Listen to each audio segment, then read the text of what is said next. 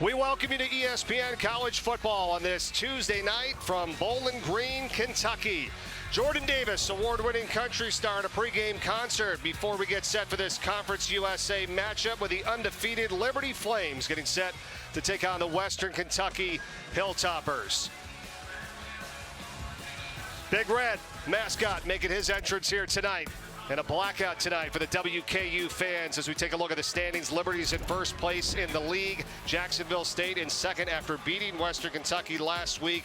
Liberty, the only team to win their first 5 games in conference play in their first year in the league in league history. They're the preseason number 2, and Western Kentucky, the preseason number 1 team in the league this year. Welcome, everyone, to Bowling Green. Mike Corey, Rainey and Golia. Great to be back with you, my friend. Great to have you back, partner. Thank you. We were talking earlier about this game. We felt like there was going to be a lot of offense in this one. Yeah, if you like points, you like offense, don't turn the channel. Stay here because both these teams can go up and down the field in a hurry, put a lot of points up. Tonight's going to be a fun one with a lot of scoring. How about our 2 coaches in this one here? Let's start with Liberty and Jamie Chadwell. We know the job that he did over the years at Coastal Carolina. Now he's got Liberty at 7-0 in his first year as head coach. Well, you're right. He put Coastal Carolina on the map. The thing that surprises me is first-year transition, how well he's doing. Brought a lot of coaches with him, changing that culture right away. Now, he inherited a pretty good team, by the way, but boy, he has things rolling once again right here at Liberty. Tyson Helton took over a Western Kentucky program after the 2018 season when they went 3-9. He went 9-4 in his first year, and they haven't looked back. They've been the 4 straight bowl games. Yeah, I mean, just when I think of Tyson Helton,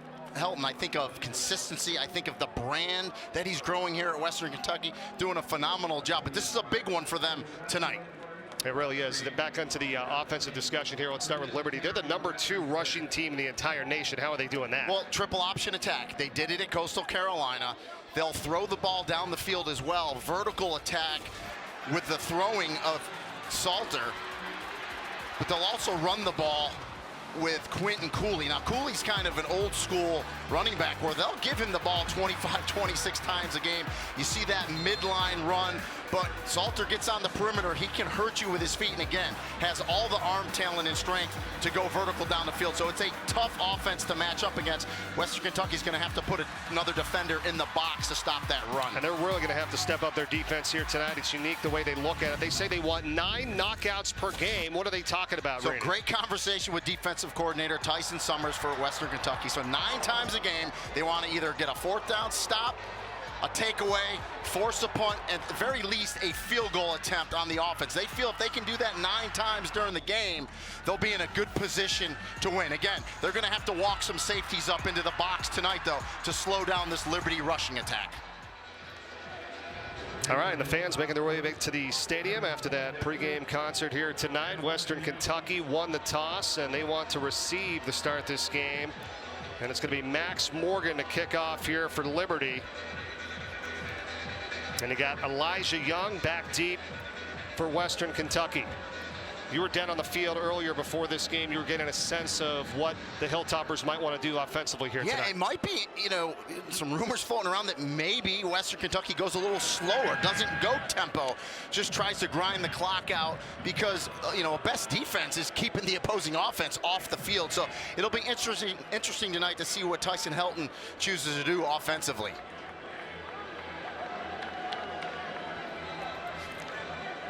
Davion Irvin Poindexter is back there along with Elijah Young for Western Kentucky. Coming off that tough loss to Jacksonville State, really over the last 2 weeks, they really kind of need this one here tonight for their psyche, right? Going up against an undefeated team. Absolutely, and they understand Western Kentucky. They still control their own destiny. They just got to come out here and play well tonight, but they're in this thing to get to the Conference USA Championship, and of course, what Liberty's doing speaks for itself, being undefeated 7-0 coming into this game. Liberty has actually won 13 straight matchups with Conference USA opponents, including their first 5 to start this year in their first year in the league. It'll be a touchback to get things started for Western Kentucky here at home tonight from Bowling Green, Kentucky, as Austin Reed makes his way onto the field, the senior quarterback from St. Augustine Beach, Florida. Yeah, can make all the throws. I think he's been a little banged up this year. They haven't really talked about it. I think it's hurt his mobility just a bit, but he still moves in the pocket and can make all the throws. Again, they like those quick, short throws, and his #1 target, Malachi Corley, needs to have a big night tonight. Corley wearing number 11, the junior wide receiver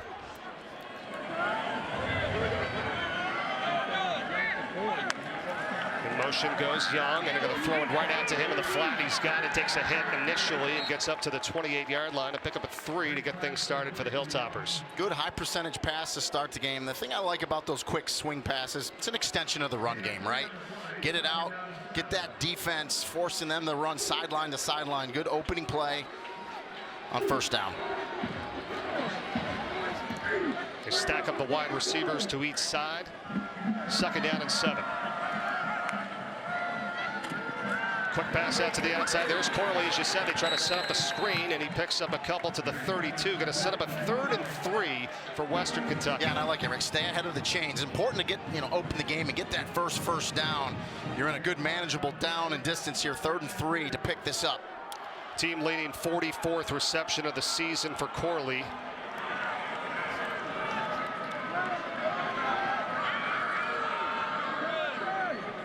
In motion goes Corley. Here's a 3rd down pass, and it's caught. It's a 1st down catch from Elijah Young, and he's still at his feet into Liberty territory.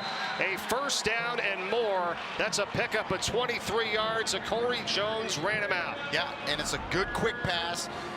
You break one tackle. You see Quentin Reese, 16 to safety, come up, misses the tackle, and Young goes down that left sideline for a nice pickup in the 1st down. And that was one of their bugaboos last week, 3rd down conversions. Well, now's a chance to run a little tempo here as they get it back to Young, and he cuts it back, and he has a 1st down run of 11 yards. C.J. Bassell on the tackle for Liberty, and it's a 1st and 10 for the Hilltoppers at the 31. Good push up front by that offensive line, a good downhill run there.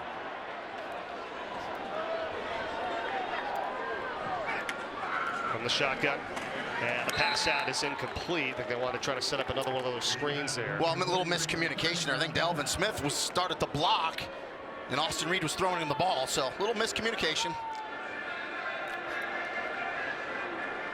Offensive coordinator Drew Hollingshead for Western Kentucky, along with Zach Langford, the co-offensive coordinators for this group. Yeah, Drew Hollingshead is on the field, along with Tyson Helton, the head coach, obviously, who's an offensive-minded head coach. 2nd down. Pass out again. He's got Young. Good job by the Liberty defense to kind of smell that one out after a short pickup. Joseph Carter was there, gain of 3. Yeah, and so when they're going to dump these short passes, especially to Young out of the backfield, you got to come up that alley from that safety position to make the tackle like Liberty did right there. Now it's a 3rd and 7 here. Time for the defense to try to step up, but a position on the field where you're thinking you're going to go for it on 4th down. We'll see what they pick up here. That's a good point. 3rd and 7. They have to get to the 21. They spread them out 5 wide.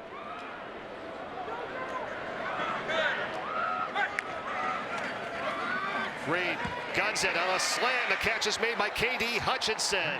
And a 1st down for Western Kentucky, moving the chain yet again. Yeah, excellent route by Hutchinson. Just an inside slant. You saw the receiver on top kind of clear it for him. Hutchinson comes underneath, and a good ball by Austin Reed. Another 3rd down conversion for the Hilltoppers. It was a gain of 11. They're inside the red zone now here as Davion Irvin Poindexter is in the backfield. Shifts over to Reed's right. Play fake. And then they fake the reverse. Here's Reed. He's got some open room, and he'll scoot out of bounds for a couple inside the 15-yard line. Yeah, I love the play calling early for Western Kentucky. They have Skylar McGee, the defensive coordinator for Liberty, kind of on their heels right now, and moving them sideline to sideline. Nice mixture of run and pass. Great start thus far for Western Kentucky. Oh, look at this. The first 5 drives last week versus Jacksonville State. Pretty darn good, but what happened over the course of the game? Yeah, it's just, second half for them has been their issue. First half has not been. Davion Irvin Poindexter running into a wall there just outside of the 11-yard line. But I agree with you. I like the mix-up here. I like the change of pace and the tempo. Yeah, but it's important in a game like this, if you're Western Kentucky, you want to put it in the end zone. You want to finish this drive off with a touchdown, not a field goal. So let's see if they can get their third down conversion in a row here. Opening drive of the game. 4 minutes gone by. We'll bunch it up here. River Helms, the tight end to the right side of the offensive line. He's been big. There's another play fake. Reed still throws over the middle. The catch is made at the 5-yard line. That is a first down. That's Dalvin Smith, and it's going to set up 1st and goal from the 5. And Dalvin Smith's one of the receivers that the coaches told us needs to step up, can make the plays. And, you know, Austin Reed looks like he's going to run. He pulls the linebacker up, and just a little jump pass, a little dump to Dalvin Smith, and another 3rd down conversion.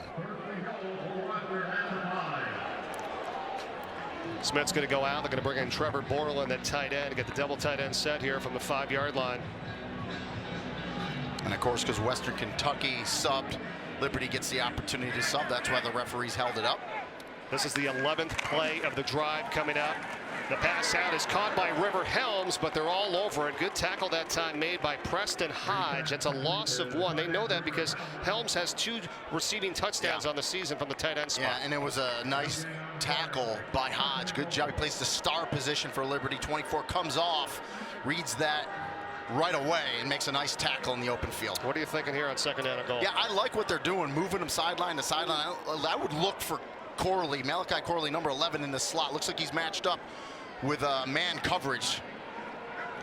And he goes in motion. It's a direct snap here to Elijah Young. And he's going to be stopped shy, so 3 yards on the play. Brandon Bishop, Corey Jones make the tackle for Liberty. So they try to pull the linebackers out of there, right, with the motion of Corley, and then the direct snap to Elijah Young. 3 for 3 on 3rd downs on this drive, the opening drive of the game. Almost 6 minutes old here for Western Kentucky. They want to punch it in the end zone. It's 3rd and goal from the 3.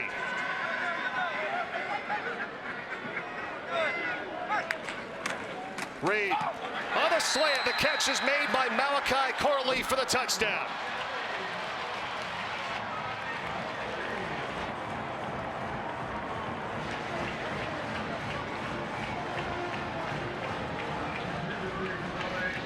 Like the play call here. Corley just comes underneath the 2 receivers. Good quick pass by Austin Reed. The defender, Jalen Jimerson, number 2, rushed upfield for Liberty. Thought he could deflect the ball. He doesn't. Good pass by Reed. Good catch by Corley. And what an opening drive for Western Kentucky. It was awesome. Corley with his 6th touchdown catch of the season. And Reed was 8 of 9 for 38 yards and the touchdown. And the Hilltoppers score on the opening possession. Back to Bowling Green, Kentucky after this.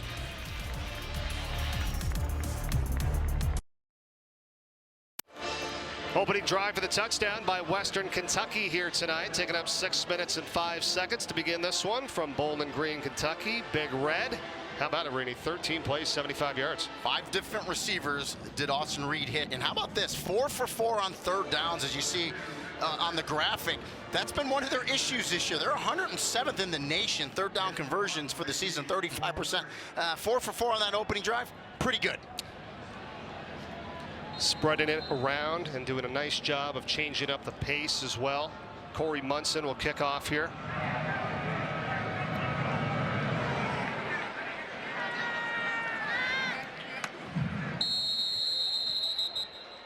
And a touchback for Liberty to get things started for them on their first offensive possession of the game tonight. And what a season it's been for number 7, Caden Salter.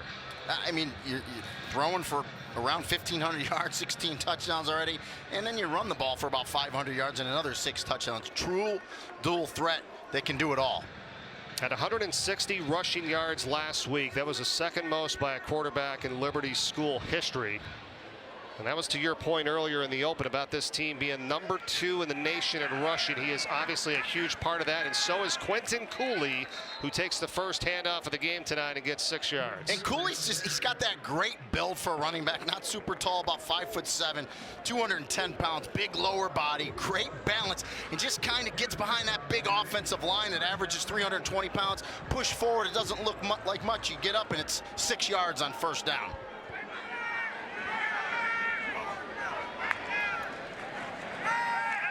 Second down.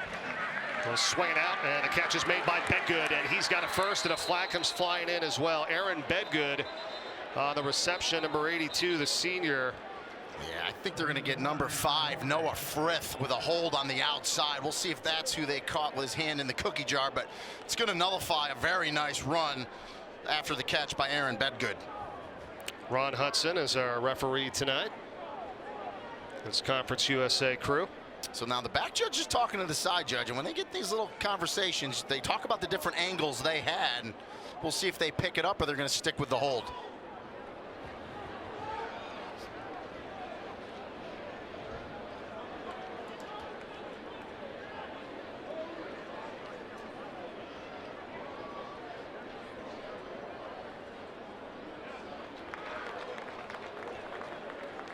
And I could read his lips. There is no call for holding. Right.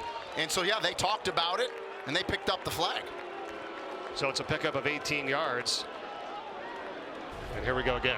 Yeah, look at, I believe they called it on 5. So right there, so you see the arm kind of the grab and then him to the ground. That's what the side judge called. The back judge came over and said, hey, I think he let go, didn't pull him to the ground, and they pick up the flag.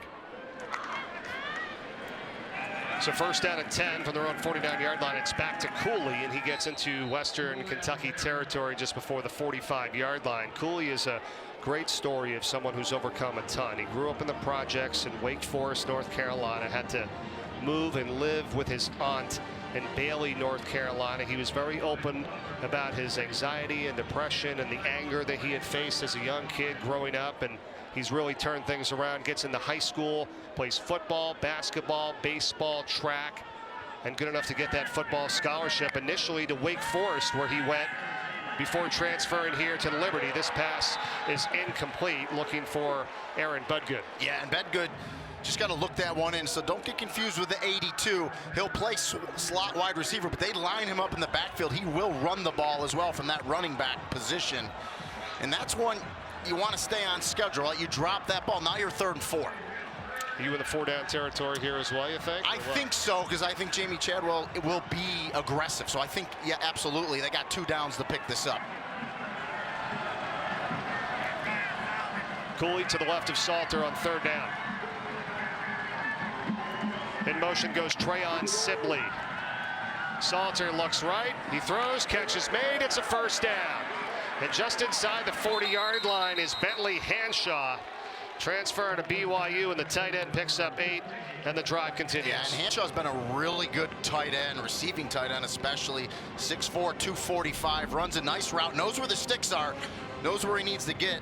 Salter puts it right on him, and although he's tackled right there, he's past the yard to gain for the 1st down. Nice play.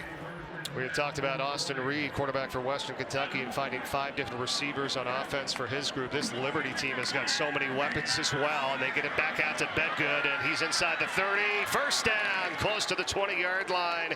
Gain of 17 for the Flames. And, you know, Budgood has battled some injuries. He's been a little banged up. He's pretty healthy right now. Get a little orbit motion. Salter puts it on him in space, up the field. And as good as the Western Kentucky offense looked to open this game, Liberty looks equally as good. They will spread him out now, too, with 5 wide receivers here on this set for Salter from the shotgun. Pressure. This is what Salter can do, and he takes it to the house. 20 yards for the touchdown.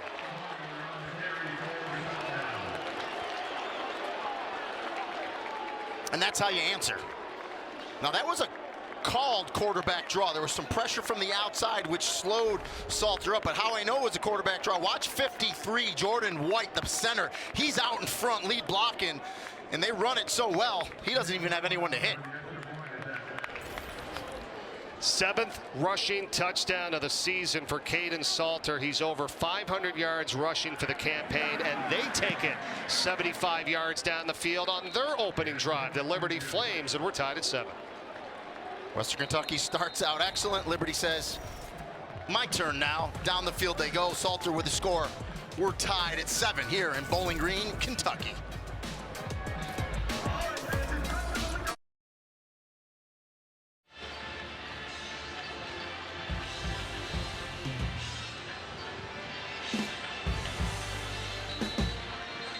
How about Big Red, the mascot, and the red logos on each player's helmet based on the position groups here tonight? This is a big deal for them here in Western and I'm Kentucky. kind of a traditionalist. I just like plain natural because I'm boring, but I actually love the creativity here. I love this. You got the quarterback You got the running backs, The running backs like a little Heisman there. I like it. I like that. What's your favorite one? Well, you know, can you guess? Can you guess? Running back. Running back, of course. Huh? Former running back. I love it. Big Red looks good there. He could tumble for a first down, I think. They had debuted the Big Red helmets last season back in late November for a game against Rice, and they won 45-10. They had a huge makeover this fall with the logos and the uniforms. That's out of bounds.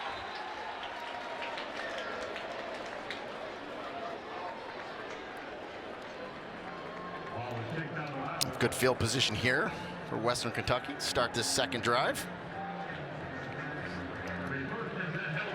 And that drives coaches nuts too. The unforced errors, right? Yeah. Unforced penalties, and then you kick a ball out of bounds and you give the offense really good starting field position. 6 minutes and 14 seconds to play in this first quarter. 8 of 9 for the 38 yards and the touchdown for Austin Reed on that opening drive. And they get the start from the 35, so hopefully you expect more from the same if you're a Western Kentucky fan. And Tyson Helton, the head coach, told us if we're going to win this game, Austin Reed needs to wow you guys up in the broadcast booth. Well, that first drive was pretty wow, the way they went down the field. We'll see if he can keep it up here. Hand off here for Young. And hit initially by TJ Bush in the backfield. It's a gain of 1.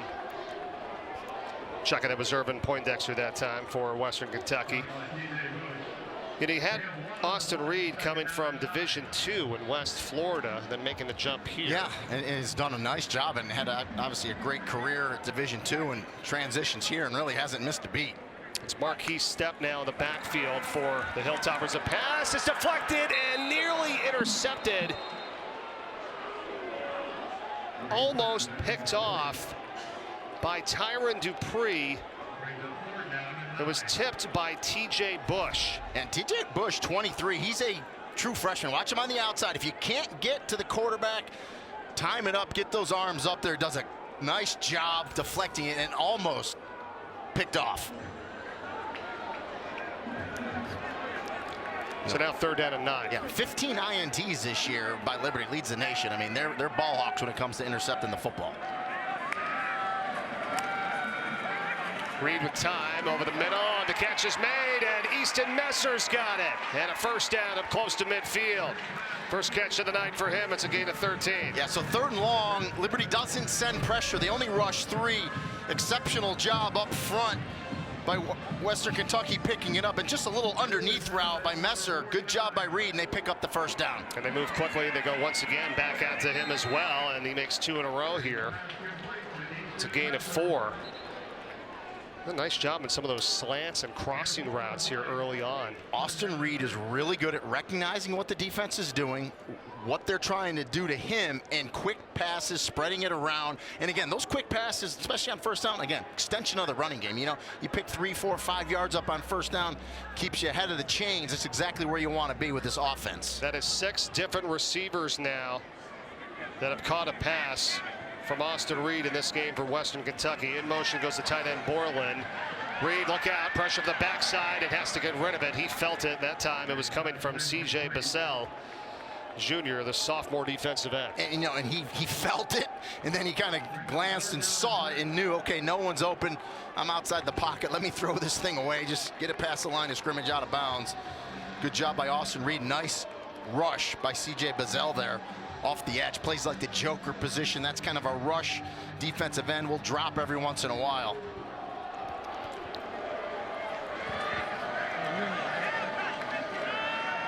Third down again. They've converted all of them, and this is the first time they will not. Good defense by Liberty. The pass intended for Malachi Corley, and back there was Brylan Green, the safety, who was right on top of him, number 15. And that time, defensive coordinator Skylar McGee dialed up a little pressure, tried to hurry Reed, did a good job, and good coverage on the back end by Liberty as well. And as you said, they're going to force a punt here. Yeah, Coach McGee, the defensive coordinator, we talked to him earlier this week, was just, really excited about the way his team has come together to get all those takeaways. And, that's not easy when you have a new group coming in each year.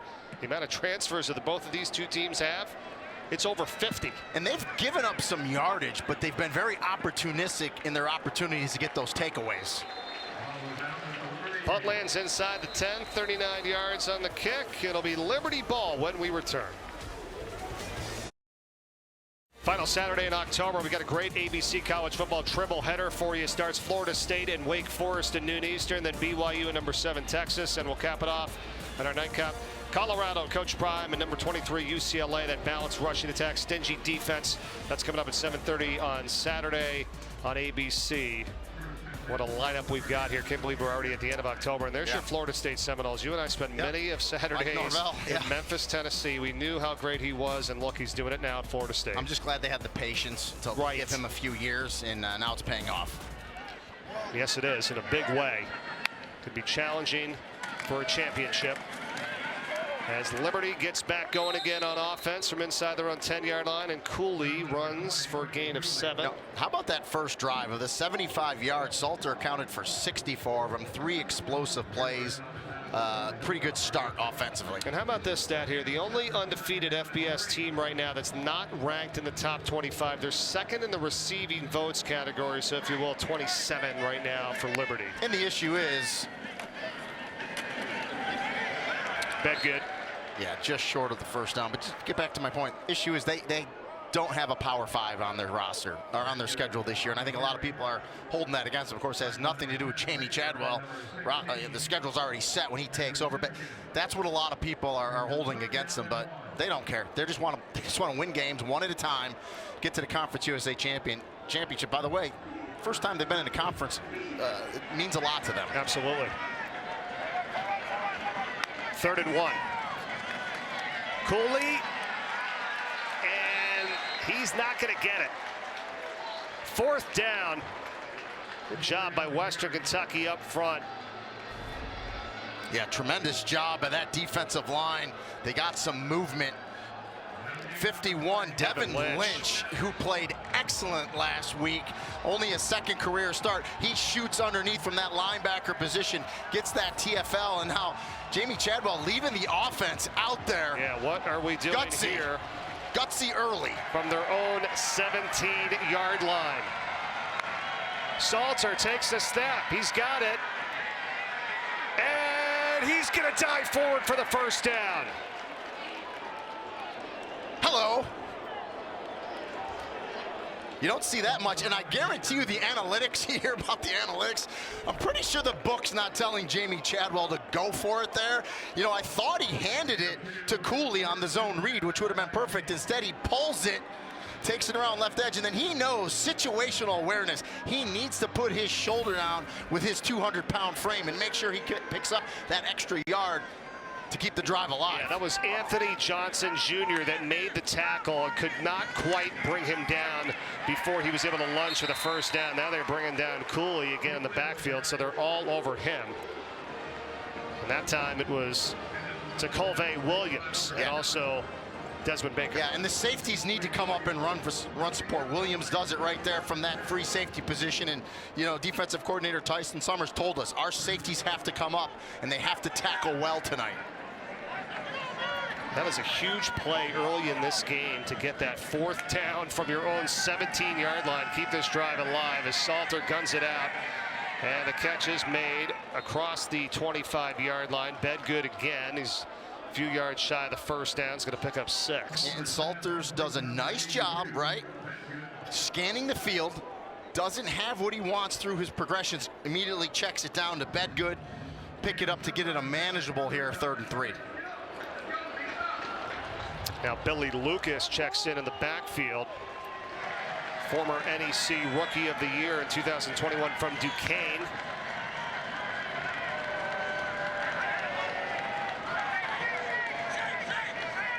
Third and 3.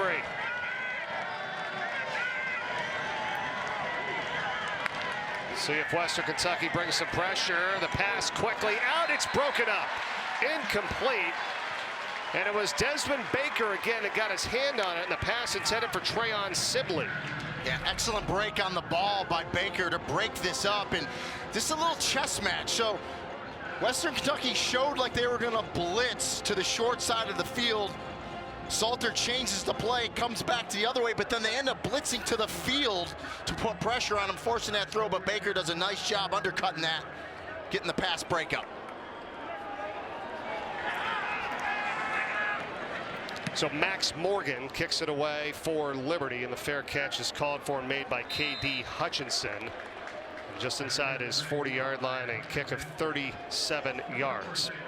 Here's our month-end featured lineup. First, we've got an NBA Friday doubleheader for you on ESPN, 7:30 Eastern. It's the Heat and the Celtics, and then the Warriors and the Kings. Sunday afternoon, Mexico City Grand Prix is on ABC, and then next week, Monday Night Football, returning to Detroit for the first time since 2018. The Lions hosting the Raiders. That's a great way to wrap up October. Yeah, Lions looking great.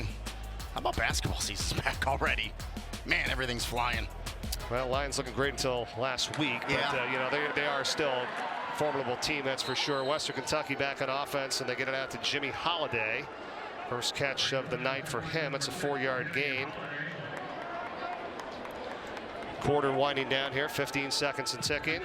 Elijah Young back in the backfield for the Hilltoppers. He gets the call. He has a first down just across the 47, and that's going to take us to the end of one. Conference USA matchup here tonight. Hilltoppers scored on their first drive. Flames scored on their first drive. We're tied at 7. Second quarter from Bowling Green, Kentucky on this Tuesday night on ESPN when we come back.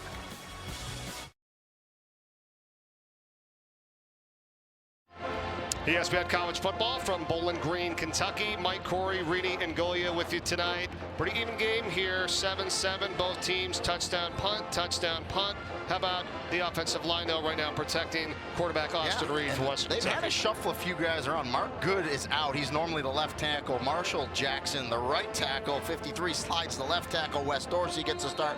Vinny Murphy at center is playing great. Leslie at left guard and Horton at right guard doing a really nice job up front for Western Kentucky.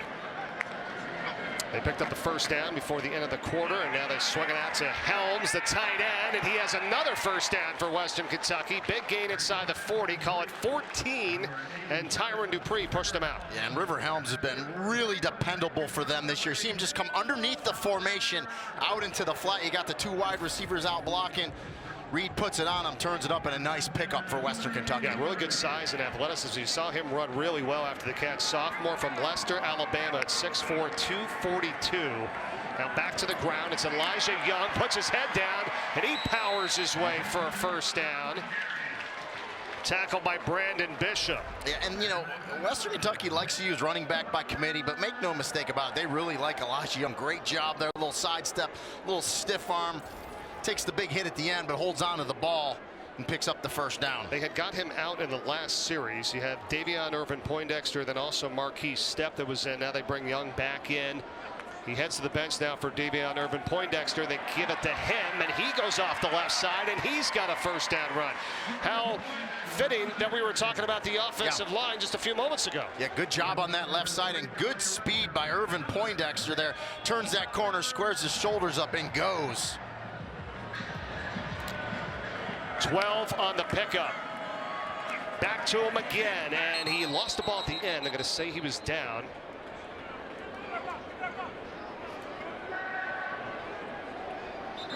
And he is still down.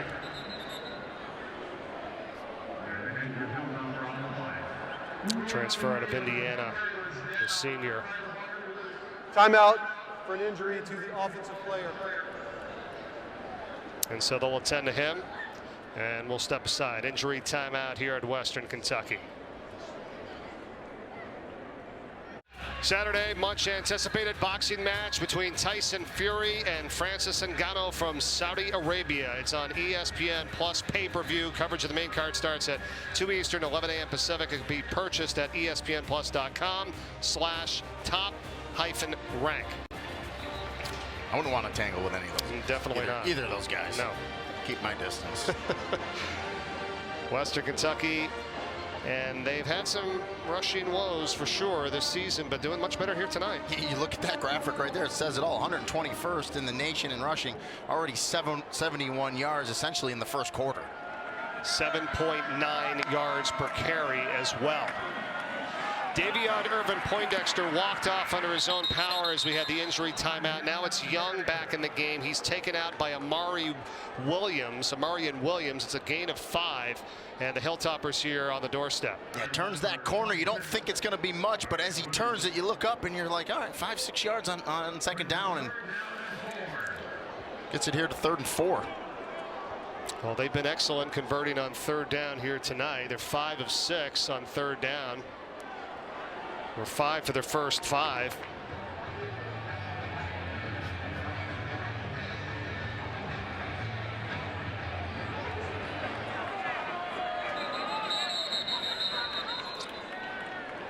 Play clock. Timeout taken. And it's a good timeout. Don't rush that one. Timeout. Western Kentucky. They're first of the half. This will be a 30-second timeout. Yeah, definitely not. 4 yards for the first, and that's at the 4-yard line, and of course you're 8 away from the touchdown. Yeah, you want to convert this because this is a game tonight. Although, you know, possessions have been limited thus far because of the sustained drives from both teams. As we take a look at Drew Hollingshead, the offensive coordinator, had a great discussion with him this week. Of course, again, a lot of times when you have an offensive-minded head coach like they do in Tyson Helton, the OC will be up in the booth. Well, Hollingshead's on the field, as you could see. He likes being there. He gets a good feel. He's got a couple other assistants that give him the eyes he needs upstairs, but really it's about being able to look in your players' eyes, be at that field level, and really help them, and he does a nice job.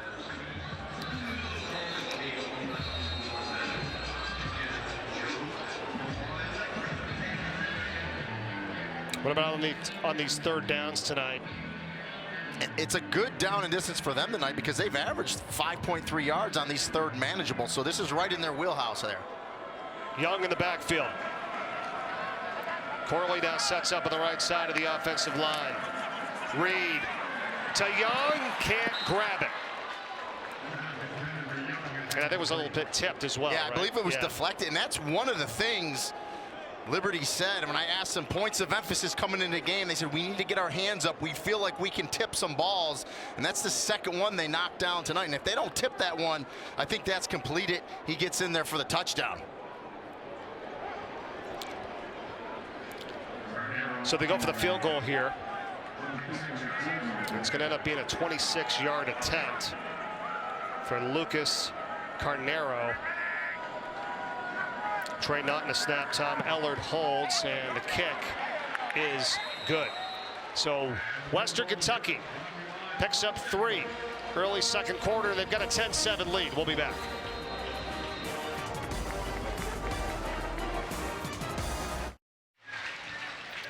There's Big Red.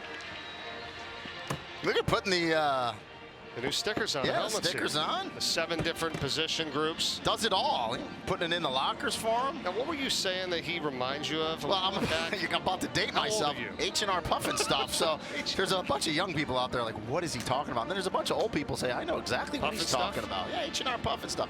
They'll Google back to like 1969 or something like that. We're going favorite helmets here, by the way. Hey, I spent many years in Delaware doing radio there. I love the Delaware. And I played against Delaware, so forget it. I can't root for that helmet. And I'm old fogey. I just told you that, right? H&R Puffin stuff. I'm a traditionalist.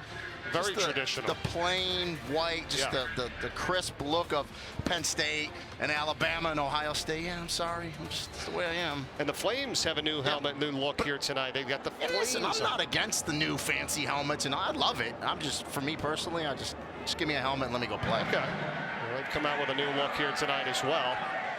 And a touchback for Liberty as they're down by 3. Early in this second quarter of action. Liberty's off to a 7-0 start. Best start to a season since 2020. Flags come flying in here. What a late activity around the 20-yard line. Let's see what's going to be called after all this. And will that back up Liberty, or will they get better field position? We'll find out. There's Ron Hudson. Both teams. After the play is over, unsportsmanlike conduct. Liberty, number 38. Unsportsmanlike conduct. Western Kentucky, number 12. Those penalties will offset first down. Those are the first unsportsmanlike penalties for each of those players. And of course, he makes that announcement because if you get 2, right, you're ejected from the game. So yeah, it didn't look like too much there, but Ron Hudson said, I'm going to get control of this early. We'll flag him and shut it down.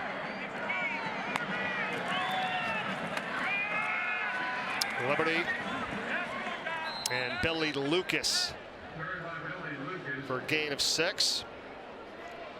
Flames have been 500 or better for 17 consecutive years since the start of the 2006 season. Yeah, listen, it's a program where they have the backing, right, in Lynchburg. I mean, they like their football. They got great facilities.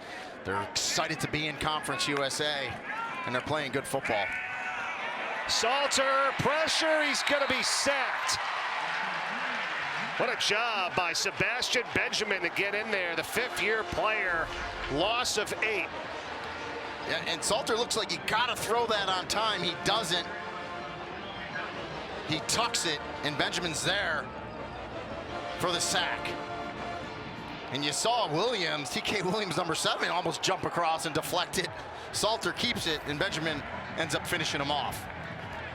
First sack of the game, and first time you could say that someone's really off schedule here, if you will, on a 3rd down and 12. Salter, more pressure's coming in. He steps up in the pocket. Ran for a touchdown the last time he did this at 20 yards, and this time he's just shy of the 1st down up at the 35-yard line. Yeah, but I mean, you're at the 34.5. You went for it on your own 17. I think Jamie Chadwell automatically is going for this here. I would agree. Baker and Guidry made the tackle. You're right. He's half a yard shy, if that, of the 1st down. They're staying on the field. And they do, they're shotgun. They don't go under the snap, so we're not going to get any brotherly shove here, right. Tush push, unless they decide to put him underneath, which maybe they will here. And just as I say, that, we'll see. Here we go. Yeah. Lucas and Bedgood right behind him. Salter is under center. They do the sneak, and they get it easily. Look at that. They pick up almost 5 yards. You just called it right there. But no tush push. They didn't need it. I mean, great push up front by that offensive line. Jordan White, 53, the center, gets low. And this offensive line has done an exceptional job this season, winning at the line of scrimmage and getting that running game going.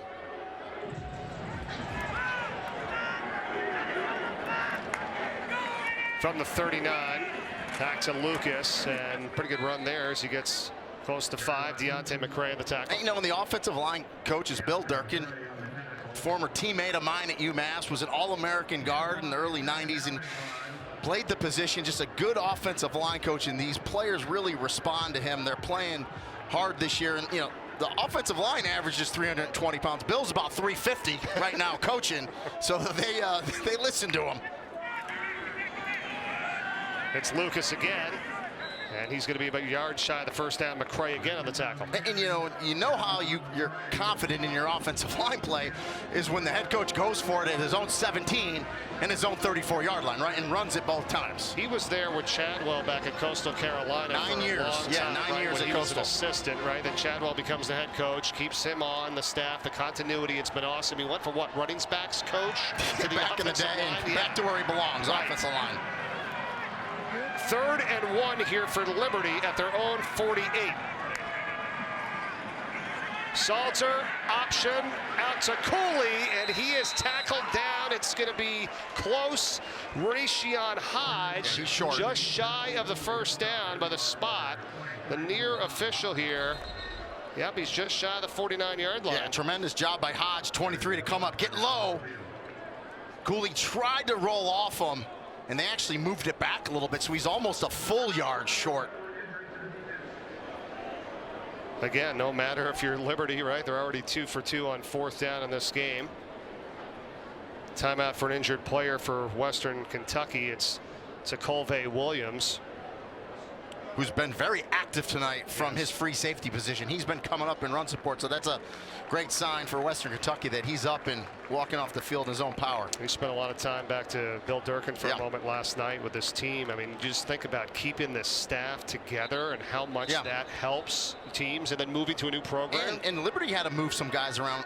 Brendan Schlittler, which is was their best offensive lineman, one of the leaders coming in the season, he's been hurt all season. He's home watching, so they had to move some guys around. Xavier Gadlin was a tackle 73. They've now moved him inside to guard. All 32 NFL teams have been here to look at Gadlin, and hey, we're going to get a look at this offensive line once again here, 4th and short. Gadlin's been outstanding. He's the leader. Originally started at Tulsa. Down at Liberty, the senior from Grand Prairie, Texas. More on his story in a moment. We'll see if Liberty can pick up the first down here on 4th down. They're already 2 for 2.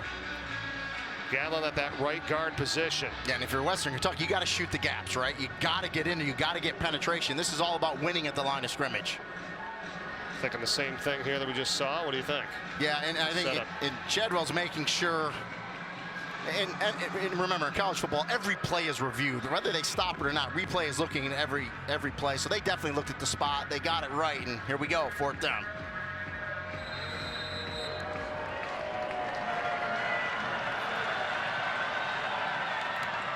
And there's movement. Western Kentucky jumping. Aaron Key, the linebacker, 15, looked like he was over. We'll get the official call. Offside, number 15. Defense in the neutral zone with contact. 5-yard penalty results in a first down. Yeah, that's it. And give Caden Salter credit, right? Good hard count. They were expecting that quarterback sneak. They just did it. This time, Western Kentucky is trying to shoot in there. Good hard count. Gets the offsides with contact, keeps the drive alive. I want to get your thoughts. Sometimes it's like feast or famine on these quarterback sneaks where you pick up 5 or they stop you cold. Like, what has to happen there to get that? Low man, you got to get low. Salter, he's got a man wide open. The catch for the touchdown, C.J. Daniels. Heads up. 47 yards. So that's what a dynamic running game like Liberty does to you. They're running. C.J. Daniels, their top wide receiver, just releases vertical. You know, you get caught as the corner with your eyes looking in because you think run is coming. All of a sudden, he releases vertical. Good throw by Salter, and you got a 47-yard strike right down the right sideline. Yeah, and you wonder, they're reading number 7 to Colvey Williams, who was banged up on that last play, that senior safety, and then all of a sudden you got Daniels running wide behind him for the wide open touchdown. Yeah, no safety comes over the top. The corner is peekabooing inside because of the run game. Salter steps up, throws a strike to C.J. Daniels. Liberty back on top.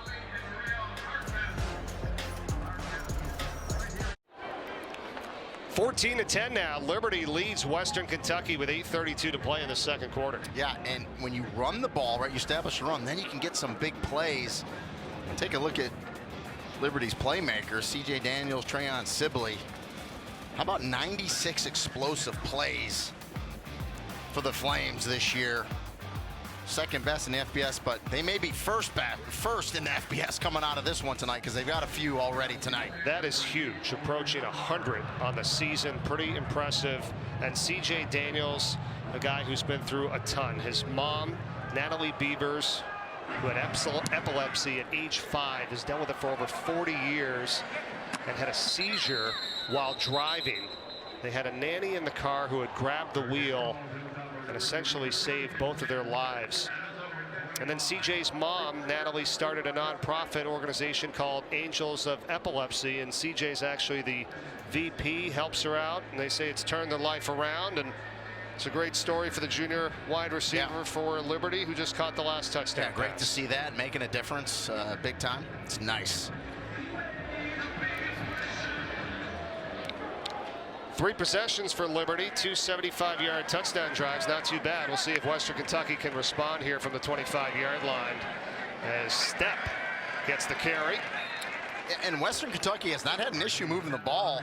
148 yards, 9 first downs on the first 3 drives of this game. So now they just gotta answer, right? You gotta go down, you gotta answer the score of Liberty. Second down, give for Stepp. He's got a first down. He gets across the 40, a huge head of steam. Brylan Green finally brought him down at the 46-yard line. It's a gain of 13. Yeah, Marquise Stepp is more of their downhill back. I like he puts that right foot in the ground and squares those shoulders, and that's how you finish off a run, running behind your pads. Fake to the outside. They go back the other way. What a pass from Reed, and he's got his wide receiver that time, and that is Corley, and a flag is down as Corley is right at the first down marker. We'll check the call. A gain of 10. And you would imagine a first down if it stands, or they're going to be back. There is no foul for ineligible receiver downfield. The ball was caught at the line of scrimmage. Second down. So that's exactly what I was going to say. The umpire throws the flag because an offensive lineman. The play resulted in a first down. Offensive lineman drifted past 3 yards, but the throw's behind the line of scrimmage, so it doesn't matter. So it's good communication. I understand why the umpire throws the flag, comes over, the ruling gets on the field is that the pass was caught at the line of scrimmage. That play is under further review. So replay is going to look at it. So if the pass was beyond the line of scrimmage, then that penalty will be called. Ineligible downfield with one of the offensive linemen drifting past 3 yards. The ruling on the field was the pass was behind the line of scrimmage. That's what replay is looking at right now. Gotcha. Good point, Rainey. Yep. 7 minutes and 40 seconds to play in this first half, and Tyson Helton just got the explanation there. So let's look at it again, see if we can discern what happened here. Really good job from Reed because his receiver was. Boy, and from right there, I think it was beyond the line of scrimmage, and if replay, it's got to be indisputable. So see where the line of scrimmage is. It's the 46. Yeah, that ball's past the line of scrimmage. I think it's clearly past the line of scrimmage by a yard. Yeah, to the That's 47. a great look right there. I think replay will say, yes, the ball was beyond the line of scrimmage, and then so the illegal man downfield, and you're going to see an offensive lineman right there. You see him drifting, blocking at the 50.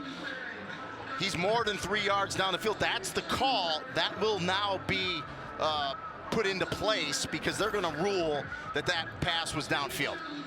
In the future, what could you do there if you're that offensive lineman? You're hoping that he's going to be throwing it behind the line of scrimmage. Is that the play call? Yeah. Because he's all the way down Correct. 5 yards. And the so 50. really that was a second read by Austin Reed, I believe. It was supposed to come out the other way first. He holds it that extra count. By that time, the offensive lineman's past 3 yards. He's still blocking. He's still engaged. If the throw's behind the line of scrimmage, it's good. But to me, it clearly was a yard past the line of scrimmage. We'll get the call right now.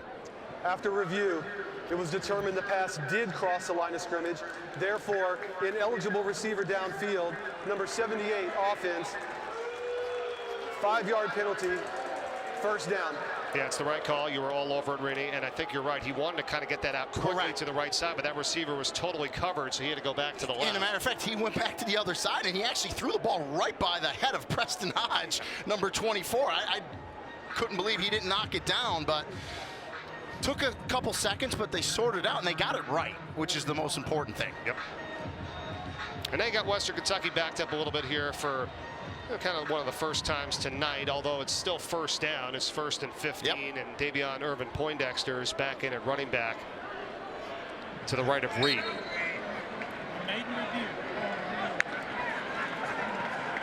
Reed with pressure, and he throws. It's caught by Corley, and extra effort by Corley at the end, taking some hits and getting about 4 close back to the original line of scrimmage. They try to go tunnel screen with Corley, and I tell you, he's dangerous in space with the football. Almost breaks free there, but a nice job with the pursuit of that Liberty defense to get Corley to the ground.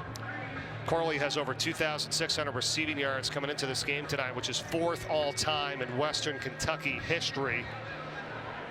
Over 600 on the season. Young is now back in the backfield at the running back spot. 4 receivers set on officially 2nd and 12.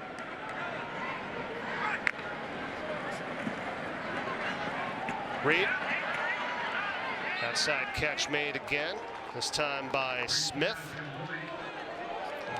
And we've got 3rd down here now. Yeah, and Delvin Smith on the outside. He's another weapon that's starting to play better. He's athletic on the outside, can make plays, and it's nice to see him stepping up.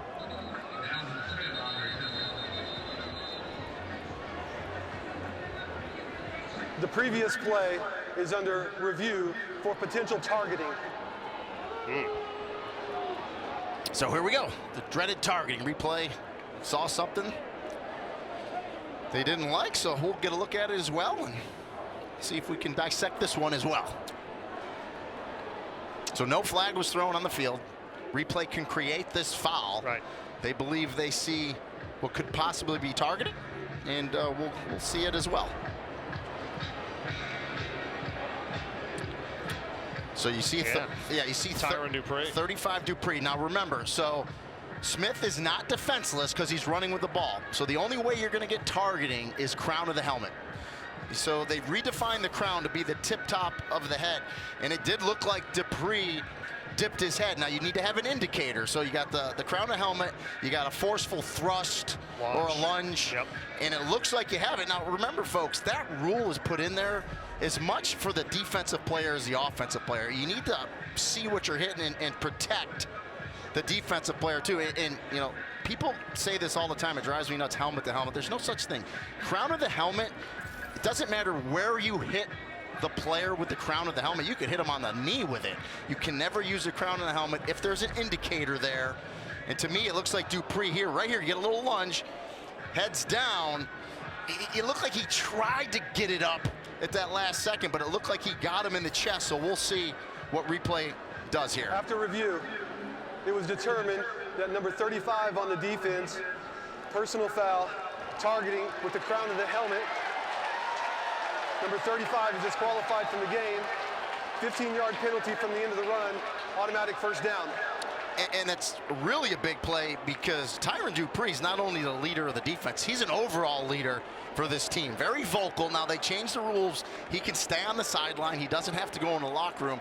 He can root his teammates on, but you know, it's the right call. You just gotta get that head up. Easier said than done. I know it's easy for us to get up here and say you gotta see what you hit, but you do. But again, that rule's put in there to protect Tyron Dupree as much as it is the receiver or the running back. 100% with you. I can see why they called down, and you're right. They got it right. An excellent job explaining that, Reedy, and they did. They lose their leading tackler who came in with 65 tackles. Real shot to get to the NFL, too, with this guy, senior linebacker. He's out for the rest of the game. And Western Kentucky now back to Young as they have excellent field position after the penalty from the 33 of Liberty. Just a 2-yard pickup there. But, yeah, listen, like you said, goals to get it right, get the call. They've done that here in the last two sequences. And really, you know, we're seeing less and less targeting. We really are. I know it's really a punitive penalty because there was nothing malicious he did there. So maybe down the line they can relook at that and let the player stay, put the 15 yards on there. But that's neither here nor there because Tyron Dupree's gone. Reed to the outside. Catch is made once again. Nice job by Smith. He's made a couple of those, and he's about a yard shy of the first down. But really, it's a good point by you too. And I have this a lot when we do basketball, where there's flagrants, and they say, "Well, we didn't mean to do it." Listen, intent has nothing to do with it. And it doesn't. You clock a guy over the head, it's a flagrant one. If you use the crown of your helmet, whether you meant to or not, it's targeting, and that's the call. Yep. All right, 3rd down and 1 here for Western Kentucky. Stepp is in the backfield. You got Reed, who looks like he's going to get under center here this time. And they're going to call a timeout. Play clock again was winding down. Yeah, burn their second. And again, listen, you got to get in the right play here. So Timeout. Western Kentucky, their second of the half. This will be extended into a full media timeout. Timeout, Hilltoppers. 3rd and 1 when we return. The College Football Playoff Semifinals and the College Football Playoff National Championship on ESPN. We're back, and here's Jamie Chadwell. This is him talking with one of the officials during the last timeout. Probably just getting an explanation, very calmly talking to him. And a targeting call on Tyron Dupree, and he has been tossing the game. It's 3rd down and 1 for Western Kentucky. First down run from Stepp. He's got it inside the 25. Gang tackle there. They'll call him down at the 18-yard line. It's a gain of 6. They're inside the red zone. And as much as we've talked about the Liberty offensive line and gave them kudos, equally to Western Kentucky, doing a nice job up front controlling that line of scrimmage. Their backs are hitting the hole hard, and they're getting really good push up there as well. That is their 12th first down of this game. Reedy, for the Western Kentucky offense that has gotten 50 or more yards on 3 of their 4 drives in this contest. And you say, well, they only have 10 points. It's because they're really just taking the time off the clock, right? You got to finish this drive off with a score here. Play action Reed with time to the end zone. Incomplete. He wanted Helms, the tight end. Yeah, good. Yeah, and it's a missile back shoulder pass by Austin Reed. That's where you got to put it. Helms, his 6'4" frame goes up and just can't make the catch, but there is a flag on the play. Far side of the field. Illegal formation. Number 53 offense, not on the line of scrimmage. 5-yard penalty, remains first down. We got the left tackle, Marshall Jackson. And so you say to yourself, why is he not on the line of scrimmage? They try to cheat back, right? Because that rush is coming from the defensive end. And so the rule is the head of the tackle must break the belt line of the center. If it gets back any farther from the belt line of the center, the line judge will declare him in the backfield, and then you got too many guys in the backfield, and that's what happened right there. You know, these officials are all over it here tonight, that's for sure. So the penalty, and it's now first down and 15 for Western Kentucky. Heads off to Step. Short gain, run out. Joseph Carter. Only 2 yards. Yeah, and that's what you got to do when you go to that short side of the field as a defender. You got to let that sideline be that 12th defender. Right and step out there. How about Carter getting awarded a scholarship, right? Sophomore linebacker. Yeah, earned that scholarship in August, so that's always nice, right? Playing well and to earn a scholarship. Second down. Reed. End zone. Caught. No. Out of the back of the end zone. Incomplete. Did not get the foot down. Holiday. Or make it Messer that time. Yeah, he tried to drag this back foot. I'm going to get a great look at it here. That right toe, I mean, you slow it down there, but by the time he controls the ball, and it looks like he didn't survive the ground either, that ball moved, but boy, what an effort by Easton Messer. And I think replay's probably going to look at it. We'll see. Complete pass. Play is under further review. Yeah, well, I think you're totally right. By the time he even attempted really to secure it, and I don't even know if he did secure it, you're right. He was well beyond the end zone. And I mean, we can stop anything, right? And it looks like a catch. And you got to play it through. Remember, calling the field's incomplete. Has to be indisputable video evidence by the booth to overturn this call, and I just don't see it. I mean, it's an unbelievable effort by Messer. He goes up. He's going to try to drag that right toe, right? That's what he's trying to keep on the ground. Now, it's on the ground right there, but the ball's not in his hands yet. And as you play it through, you know, right about there, he's got control. But I think by that time, to me, I think the back judge got it right. I think that toe lifted off the ground, and then he hits and a little bit of a bobble. But it's close. It's one of those ones, Mike, I think if they called it a touchdown on the field, I think they would have left it. But boy, to me, like right there, looks like his toe's in. But again, we're stopping it in slow motion. You're still shotting it. Yeah, but does he have control and maintain? And you have black cleats. You have black cleats with a black end zone. So can you tell me definitively that his toe's touching? Right? I mean, there's a lot of elements there. But does he maintain complete control of the catch to the ground after that? No, that's why you can't do something like this. You know what I mean? That's like sometimes you have to actually watch the play in its entirety. Correct. And in real speed. Actually, the way the officials are seeing it, I mean, give them so much credit. How many times you watch a game, right? A guy makes a catch on the sideline, and you're like, oh, he's out, you know, and they come over and they said yes, catch or no catch. Well, I mean, and the ball clearly hits the ground. He doesn't Yeah. survive the ground. So this should be a quick replay. If they look at this play is going to be not even stands. It's going to confirm because he dropped the football. But listen, to your point, it's so important of what the call on the field is, because if you can't have enough to change review, it.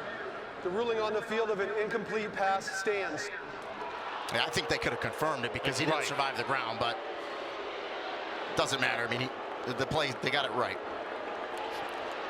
Third down and 13. 3:32 remaining in this first half.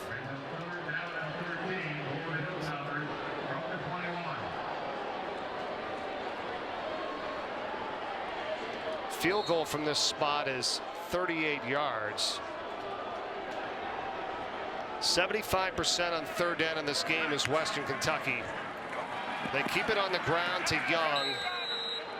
Yeah, that's not going to make the fans too happy, but what do you think there? Well, by running it there, I think he was hoping he's, maybe pop it, pick up 6, 7, 8 yards and get it to a manageable fourth down where they're going to go for it. Good job by Liberty defensively up front. They stop it for a minimal gain and try to get 3 on the board here. Nothing wrong with the way the redshirt freshman Lucas Carnero has kicked this season. He's perfect for extra points. He's perfect on field goals, 8 for 8. He's 1 for 1 here today. This one is from 36 yards to put 3 more on the board, and the broadcaster Jenks continues. It's wide right, no good. Well, the last one he made, he just got it inside that right upright from that right hash. It's super wide in college. That time, can't bend it over. Yeah, that's where you're trying to get that draw spin on it, right, from a kicker, but it's difficult when you're at that right hash. It's a tough angle. Like I said, the first one he made just got it in that right upright. That one just can't bend it through, and Liberty will get a stop. So the first miss of the season is now 8 for 9. And keep in mind that Liberty as well will receive the second half kickoff. Western Kentucky won the toss. They elected to receive to start the game, in which they went 75 yards down the field at 6:05 for the opening game touchdown. But now you got Liberty with the possession, a 4-point lead, can try to get that back-to-back here, if you will, which is always big. And obviously, hate to be Captain Obvious, imperative for Western Kentucky defensively to not give up a score here. Salter directing traffic, telling guys to go downfield and looking for blocks, and he gets them and he runs for a first. Because to your point, Mike, you get a score here, you go up by 2 scores at halftime, you get the momentum, then you got the ball coming out in the third. So that Western Kentucky defense, you got to buckle up right now. Well, and we know the struggles that Western Kentucky has had on offense in second half. So the last couple of last games, two that games, doesn't help you last either. 2 games in the second half, Western Kentucky's been outscored 31-0. So Salter, that QB draw, just a couple, and a late flag comes flying in from the back judge here.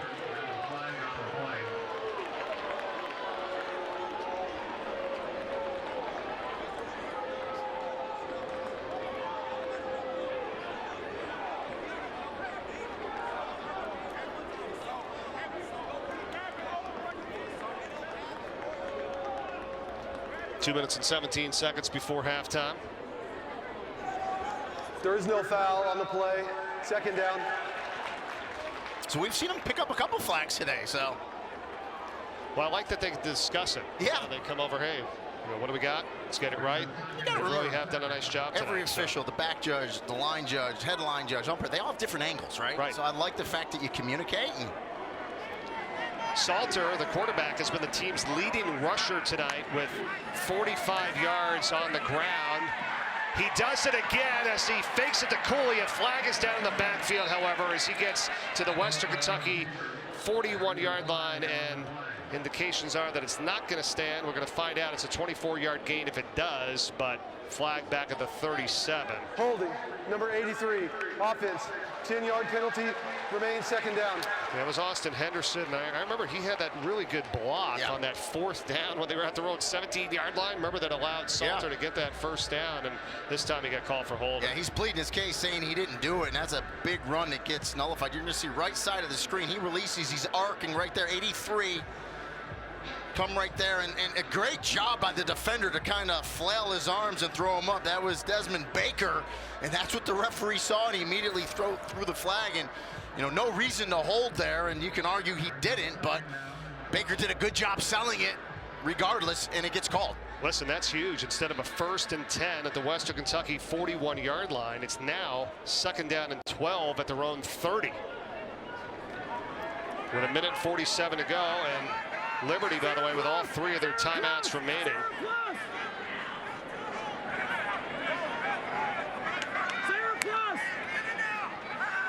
Late rush off the edge here. They almost get to Salter. Throws on the run, and it's incomplete.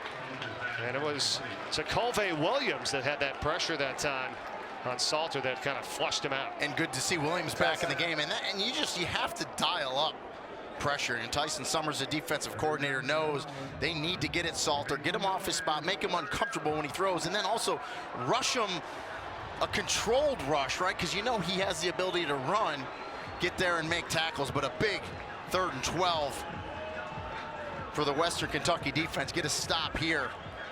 Get your offense the ball back with one more shot. Liberty 1 of 5 on 3rd down here tonight.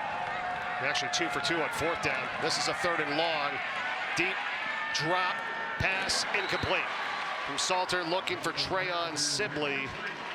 And it's 4th down. And he wasn't going to have the 1st down anyway, even if he caught the ball. So again, pressure dialed up for Salter throw. So how big was that holding penalty now? Nullified the nice run by Salter. Good stop by Western Kentucky. Now you're going to force a punt.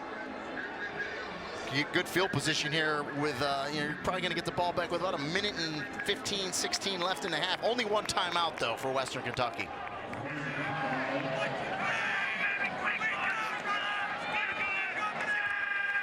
Max Morgan. High hanging punt that Western Kentucky's going to let bounce. And we'll come to a stop at the 39-yard line. So pretty good field position here for the Hilltoppers with 1:13 to go in a timeout. We'll see what they do. ABC College Football Tripleheader. Florida State and Wake Forest. It starts at noon. Then BYU in Texas, number 7 in the country. It's at 3:30. And then Colorado and primetime at UCLA at 7:30. It's on Saturday on ABC. I'm curious how Colorado, Coach Prime, may come out and play after giving up that 29-point lead last time out to Stanford. Little playoff predictor action here. What do you got? Yeah, I mean, Well, Florida State was one that I picked early on, so, you know, everything's a little low right now. It's good. Listen, this is the great time of football season for college. It all works itself out right now. All these teams start playing each other a lot, and so we're going to figure it all out here in the next month. That was our all-state playoff predictor. Best percentage chance to win the title. Long way to go. Here's the Hilltoppers now. The pass caught by Davion Irvin Poindexter. Cross midfield into Liberty territory. Clock's going to stop, 1st down. And step one, we talked about it. Western Kentucky gets the stop, right? Doesn't let Liberty go down and score. They get the ball back. Now you're at midfield with over a minute left. Now you're trying to score, obviously, take the lead into halftime and get the momentum. Just inside Flames territory. Reed. Deep pass. It's caught. He's got Messer. 1st down at the Liberty 30-yard line. It's a gain of 20. Yeah, just a crossing route by Messer, and you know that's a mismatch as well. Jerome Jolly zeroes the linebacker. That's really on Messer. You can't have that. Reed again, stepping up, going end zone, and it's overthrown. And he wanted Smith that time, with 50 seconds remaining here in the half. And remember, with the new clock rules now, we're under 2 minutes, so the clock will stop after a 1st down. It stops when you get out of bounds and will not start till it snaps. So even with one timeout, Tyson Helton wants to save that, keep it in his back pocket in case he's got for a field goal. But my point is, you can still use the middle of the field with the underneath passes. I don't think you got to go vertical every shot right now. That's a great point. A lot of options here. Hutchinson goes in motion. Reed. Again, same situation, but into double coverage. And they're going to call it an interception. Kobe Singleton picks it off for Liberty in the touchback, as it was intended for Craig Burt Jr. And Singleton with his 4th interception of the season. And Kobe Singleton's their best cover corner. And if this stands, this will be 16 interceptions for the Flames defense this season. It leads the nation. Now he needs to survive the ground too. It's bouncing, it's bouncing, it's bouncing. It never hits the ground. Wow. Yeah, that might be a Sports Center top 10. We'll see. I don't think it touched the ground when he rolled over. It definitely doesn't. It's on the receiver right here. It's rolling over. It's anybody's ball right now. Singleton, yeah, that's an interception. Yeah. Wow. How about maintaining concentration like that and picking that pass off for his 4th of the season? And when Craig Burt Jr. sees that on film, he's going to be like, you got to be kidding me. It was right there. I could have grabbed it. It was leaning on me, but huge takeaway by Liberty. Excellent interception by Kobe Singleton. And you just said it, a nation-leading 16th of the season. Impressive. And I think at this point here, I think Jamie Chadwell is fine with going into the locker room with a 4-point lead on the road.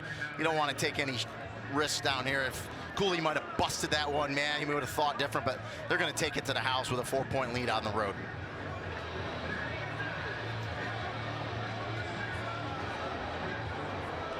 And so Liberty will receive the second half kickoff.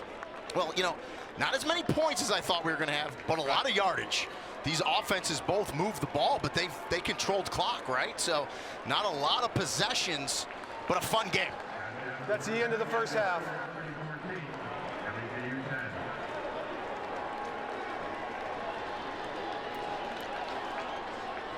Time for halftime. Coming up with the halftime report, Reese Davis hosting a discussion about the upcoming college football playoff rankings. All that and more when we return right after this.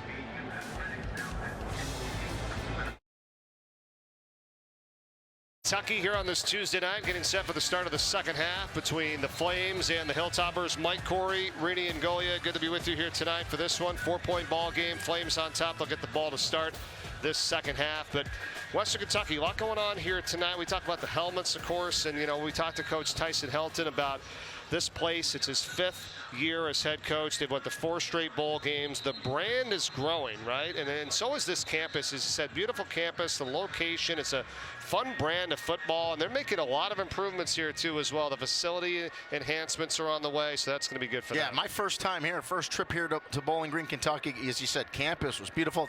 Had that Jordan Davis concert before. Nice stadium. They're going to do a lot of upgrades here. They're putting a lot of money into this program. Yeah, they're going to break ground on a state-of-the-art field house. There it is. Later this fall, facility is going to serve climate-controlled training option for all 16 varsity sports, and Big Red Marching Band as well. There's the indoor, and investing $418 million into campus improvement projects. It's pretty impressive. Yeah, redoing the press box, Yep. which we care about, right? So That's right. Should I put my request in right now? Can we get a bathroom in the TV booth? Yeah, you know, makes it easy. We're not running out. It's always big time when you have that, right? Yeah. So that's going to go on the other side, actually. Yeah. So, like, the side that we're on is going to get taken down, and they're going to put some suites over here. Then on the far side is going to be a brand new press box. And I know production crews that come in here, they hope it's going to be cabled, Right. wired correctly, Wired up. right? Where you just plug it Yes. in, make it nice and plug easy. and play, everybody. But it's really good. You see what they've done here, though, over the years, too. Yes. The basketball program, the other sports have done well here. I mean, this football program has gone to 9 bowl games in 11 seasons with 6 wins, including 3 of the last 4. Great location, you know, pretty close to Nashville. I Right. mean, it's really a good spot here, and Tyson Helton's doing a really nice job. Yeah, the Jordan Davis concert earlier tonight, right behind the stadium. The award-winning country star. It's pretty well packed Yeah. here. I mean, it was awesome. And don't forget, you got Big Red, right? So you got one of the best mascots in the Yes. country. So a lot going on here at Western The Kentucky. mascot, Big Red. So what Western Kentucky needs here to start this second half is a big stop defensively.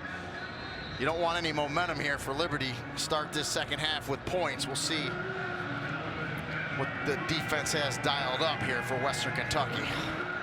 Corey Munson kicks off. I don't really think we've had a return here. No, and you know, we talked about the knockouts, the 9 knockouts that the defense wants to get. They only had 2 in the first half, but that's because possessions were very limited for both teams. That's a great point. I mean, I think they'll take that as well, too, because Yeah. that was part of their game plan to try to slow this team down. There it is. You see it. Yeah. Look, they're averaging 274.6. That's second in the nation. They got 87 tonight. So check 1 for the defense for Tyson Summers. They did a nice job keeping that Liberty rushing attack in check in that first half.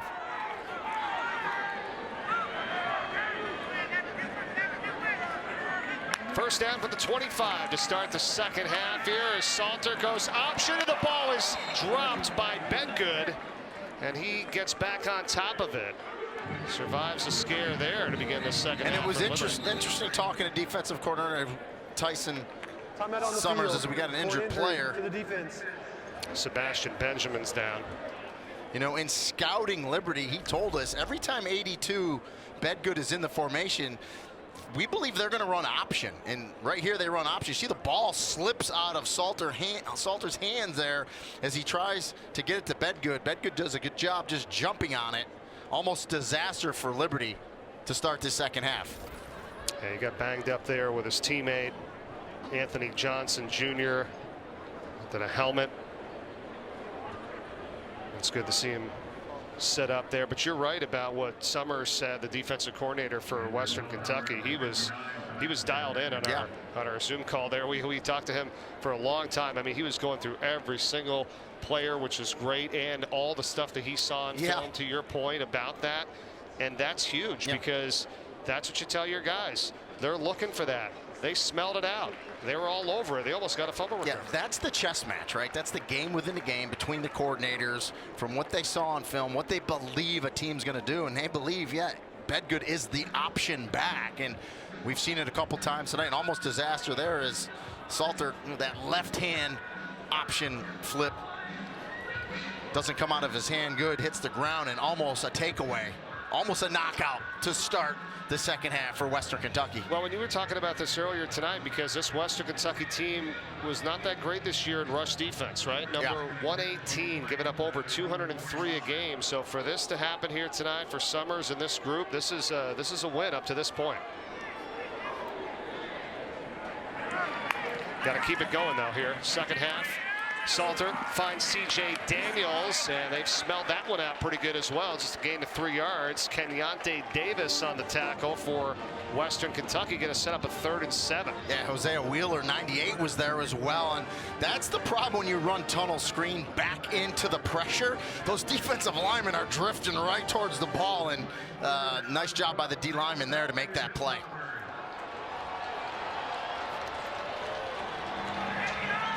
Big play coming up here for the Hilltoppers defense to start this second half. 3rd and 7. Can Liberty convert? Salter. And he will not get there. Big time play. Kenyontae Davis again. Also Hosea Wheeler there, 98. Yeah, and they're going to force a punt. So an excellent job by Western Kentucky. First defensive possession to get the stop, force the punt. And as you said there, Kenyontae Davis, 99, gets off his block. The called quarterback draw, gets to Salter and makes the tackle.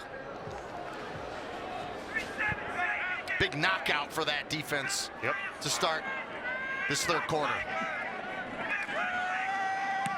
Max Morgan to punt, and here's K.D. Hutchinson for the fair catch at his own 35-yard line. And Western Kentucky will have it. They spread that ball around in the first half with quarterback Austin Reed finding a lot of different targets. About 6 or 7 different receivers caught the ball for Austin Reed. Did a nice job. And if we take a look at it, 8. So that was off by 1, but 8 different guys catching the ball. I would say that's spreading the ball around. Doing a good job reading the defense and quick passes too. Get it into the hands of your skill. Let them turn up and get yards after the catch. I mean, 4 players with 3 catches so far from that first half for Western Kentucky. Their first offensive possession of the second half. Tight end goes in motion. The give goes to Elijah Young for a couple. And they've done a better job running the ball as well. So really a better overall game thus far to this point tonight for Western Kentucky. Unfortunately, only 10 points to show for it, but they're playing well.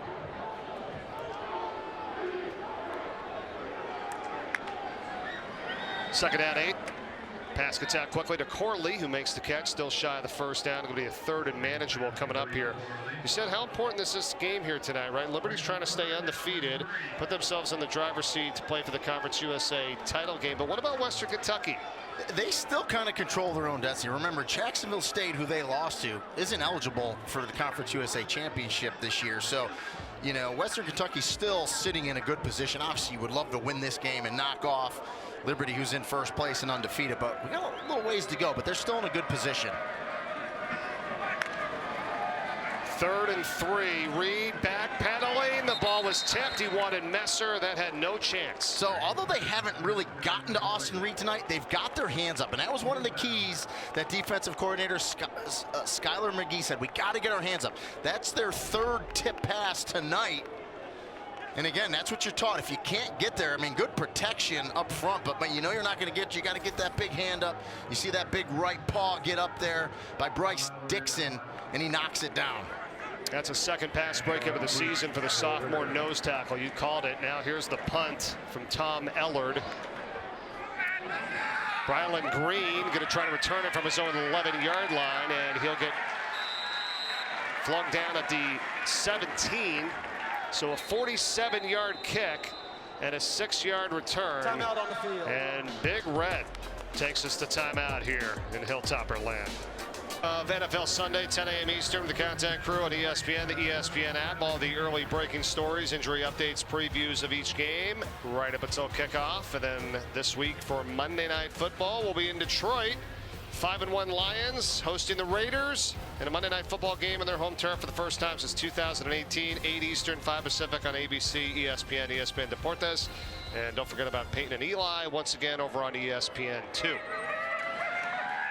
Back to action here at Liberty, and Cooley running for a first down for the Flames as he picks up 12. So that time you bring Bedgood in that orbit motion like you're gonna run option to the field, and you hand it underneath to Cooley. Got an offensive lineman pulling out in front. It's a good play call there to kind of counter what Western Kentucky believes they're gonna do in terms of option play with 82 Aaron Bedgood. Cooley coming into this game with 726 rushing yards, 6 touchdowns.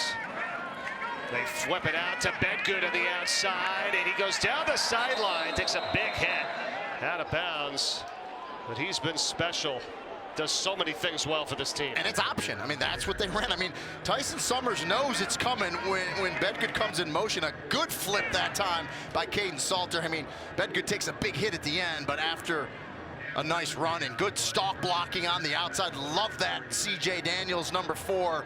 Exactly what you want to do on the outside. Hands in, stalk blocking.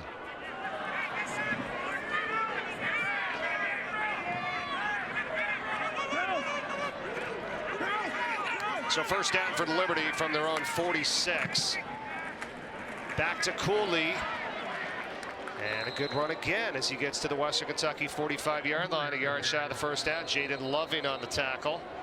Yeah, 73, Xavier Gadlin out in front again with a nice block. We talked about him earlier today. Back to Bedgood for a second, a guy who was at Coastal Carolina last year, right? He got hurt in the first game of the season, wasn't able to return, didn't get to play in the bowl game. It was like, you know what? I think that's about it for me. And he goes back home, and he's actually working at State Farm Insurance. Yeah. Okay, and then in March, he reaches back out to this group and says, hey, look, you know, I got another year. I really want to play. And now he's at Liberty, of course, with his former coach in Chadwell. And what a season he's having. It's a huge, huge turn of events for that guy. And listen, he was wearing the red at State Farm, right? So it fit in, the red of Liberty. You know, he comes back, and, yeah, a great addition for them. Again, as you said, familiar with the coaching staff and Coach Chadwell. And it's just been a great addition to this Liberty team. And we talked about the running game being held in check. This possession alone, 3 runs, 12, 17, and 9 yards. So they're starting to get those chunk yardages on the ground. Second and short. Cooley gets the first down inside the Western Kentucky 40. And we should say, you know, talking to defensive coordinator for Western Kentucky, Tyson Summers, he said we have 30 new defensive players on this roster. There's 10 new assistants, a lot of new defensive assistants, so a lot of turnaround, a lot of different players that he's working with this season. He's doing a nice job to this point. That's a really good point. I mean, Summers, along with special teams coordinator Andy LaRussa and co-offensive coordinator Zach Langford, are the only 3 that remain in the assistant coaching group for this Western Kentucky team from last year's staff as Cooley carries again. So, yeah, that's a lot, right? You bring in a lot of new guys, especially on that side of the ball. 52 transfers. Yeah, okay. Total, yeah. But 30 on defense, and it just, you earn your money, right, as a coach, because you got new players and putting your systems in, new assistant coaches coming in. And second down here, Flames moving the ball. Salter, it's away from the defender, takes off, and he's got room down the right sideline. First down, he's pushed out of bounds by Sebastian Benjamin. You just can't coach that. That is all Caden Salter. Should have been tackled in the backfield. It's like he's got eyes behind his head, and you're going to watch him right here inside there. We're going to run option. Dead to rights. Avoids the defender and then takes it down the right side to pick up the first down. I mean, that's special.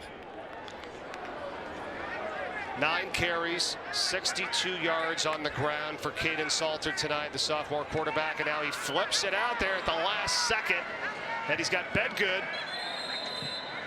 and he'll step out of bounds at about the 20-yard line. And again, Tyson Summers is right. When Bedgood goes in motion 82, they're running option. Now, they can hand it off inside, but they don't. He pulls it, and then you see the defender coming, just kind of like a little push pass, but that is an option play, and they pick up 9 yards on first down. Now remember, Henderson, 83, got called for that big penalty at the end of the half on a hold, but he has actually been out there a lot tonight making some big blocks. So for the most part, outside of that one call, he's been huge in the blocking game, and now Bedgood again. You're not second nationally running the football, okay, if your wide receivers aren't good blockers. Yeah. And this team, C.J. Daniels, Noah Frith is number 5 is an excellent blocker, Trayon Sibley, they block on the perimeter, and you love that out of your wide receivers. And the tight ends, of course, as well, with Henderson and DeRocher, and also Bentley Hanshaw. They've done a nice job, too. In motion goes Venn. They flip it out to him. Victor Venn to the pylon. Down shy of the goal. Yeah, the side judge says touchdown now. They say touchdown. So he's checking with the headline judge to make sure he doesn't step out of bounds. If the headline judge doesn't have him stepping out of bounds, side judge said he broke the plane, gives him the touchdown. So the ruling on the field should be touchdown here because he put his hands up. He did right at the end there. Here's Venn.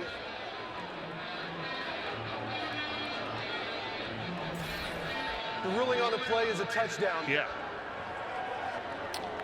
Of course, they're going to look at it. So you think, what are the chances replay stops it? They're going to look at it because everything gets reviewed. But will there be an extended review? Because it doesn't look like his knee went down. Yeah, I don't see anything there to overturn that. I mean, I think replay will look at it. I don't think they're going to need a further review to stop it. I think this touchdown stands. I think they got it right. Victor Venn, who's getting into the act here, the redshirt freshman. We have not seen him that much here tonight. And he has an apparent touchdown if it stands. Transfer out of Colorado. Has just had 5 carries for 25 yards this entire season. The previous play is under further review. Which I agree with them looking at further review. The issue is, remember, it's called a touchdown on the field. You need indisputable video evidence to overturn it. All the looks we saw, I don't see anything. Really, I think they're looking to see if a knee was down before that ball broke the plane. I just can't see it in here with all this humanity here. And there's 4, C.J. Daniels out blocking in front. I mean, right, where's the ball? Where's the ball? Right, he's right there on top of it. So look, he's waiting, he's looking, right? Like, see, this is where you're talking about, Rudy, the officials working with each other. Well, he's looking back to say, did he stay in? And what about the knee? And that's the side judge, Maurice Pierre. I mean, he's got the best look at it from anyone. He's standing about 3 yards away from it. So, I mean, I see an elbow down there, so... So you can't see the ball from that angle. The elbow's down, but here's the other thing. We don't have a straight-on view either. I always have to tell viewers that, yeah, you're looking at it, but the camera's behind. So can you definitively tell me, indisputably, that his elbow was down before that ball broke the plane? Well, here's what I'll say about it. I mean, the officials have made some really good calls here tonight. Yeah. They've conversed well. They've verified some things up here. That guy had the best look at it, right? Correct, and that's the side judge. In front of him, okay? We got it behind. So if he calls touchdown because he sees the nose of the ball touching the line, when that elbow was down, that's why he said touchdown. So that's the issue, because I think an elbow was down, but we're going to get the call After right review, here. The ruling of a touchdown stands. It has to stand. Just not enough. You can't see anything else other than what we just saw. There's not indisputable video evidence to overturn that call on the field, and boy, what a drive by Liberty. Absolutely. Really imposed their will running the ball. Good job of that offensive line. And how about a couple plays that Kaidon Salter made with his feet and a couple flips on the option play. Well, you said it. You can't coach it. You can't draw some of it up. He just makes plays and improvises, keeps drives alive. And then Victor Venn, redshirt freshman out of Buford, Georgia, scores the touchdown. And the extra point from Nick Brown is good. 21-10. Liberty now has their largest lead of the night. It's 11 points. We're midway through the third. the Flames, and then celebrating. We'll be back after this.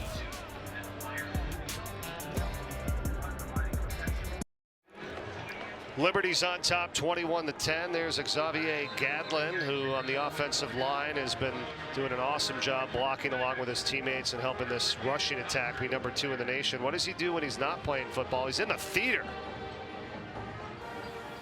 My poverty, but not my will consents. I pay thy poverty and not thy will.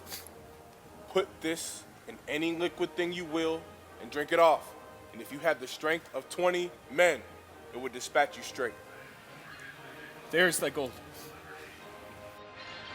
He's very talented. He's also a musician. And I talked about it earlier. All 32 NFL teams have been to Liberty to see Xavier Gadlin. Again, he was a tackle because of some injuries, got moved inside, and the NFL's like, we like you playing inside the guard position. So it's done him well and just really talented. I wonder if the NFL scouts kind of look at his theater too, kind of review that.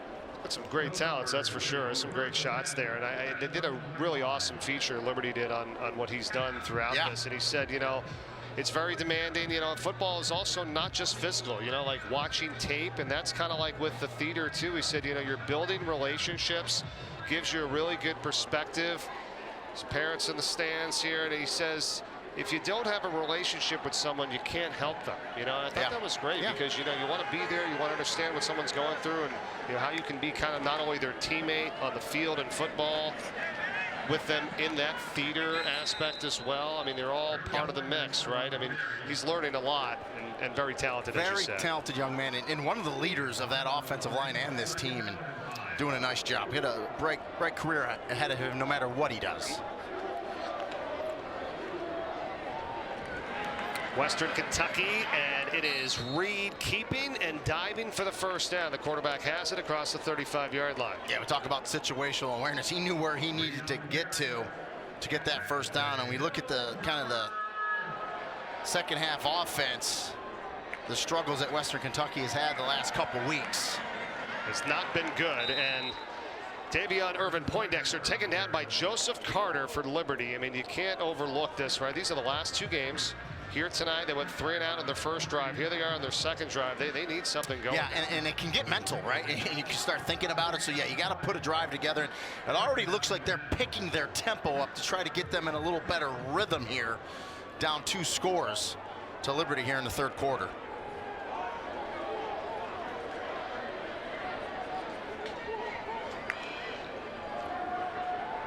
Second down pass from Reed over the middle. The catch is made. He's got Smith. He's got a first down. And just across the midfield line into Liberty territory. Pick up a 15. Yeah, nice route by Delvin Smith. Finds that soft spot in the zone. Reed puts it on him quick. Lets him turn and run after the catch. Good job. Well, you said about moving quickly here now. Young is in the backfield. He has it. And Young runs well for the first down. And flag is down back at the 48-yard line, the Western Kentucky side.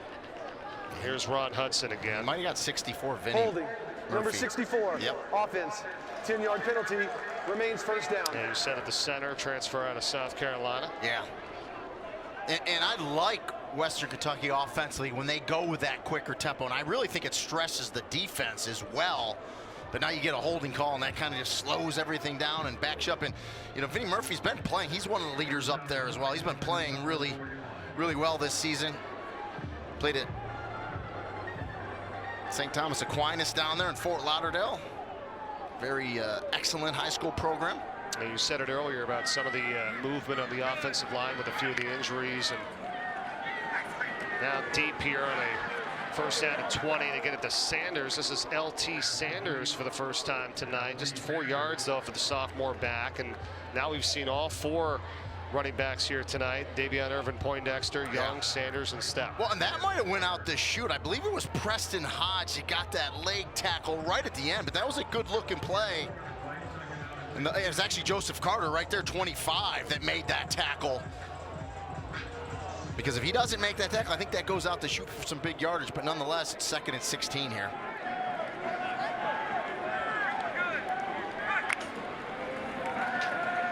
Slight play fake, and then they throw it back out to Sanders. He's got it, makes a couple of moves, juking defenders, and gets close to midfield.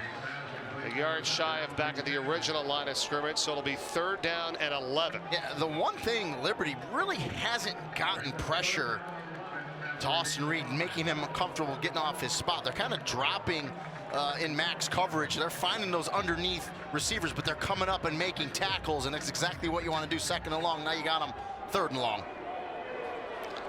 Those guys up front you just saw, number 9, Kendi Charles, 11, CJ Bissell for Liberty, and this pass is in the middle to no one, incomplete.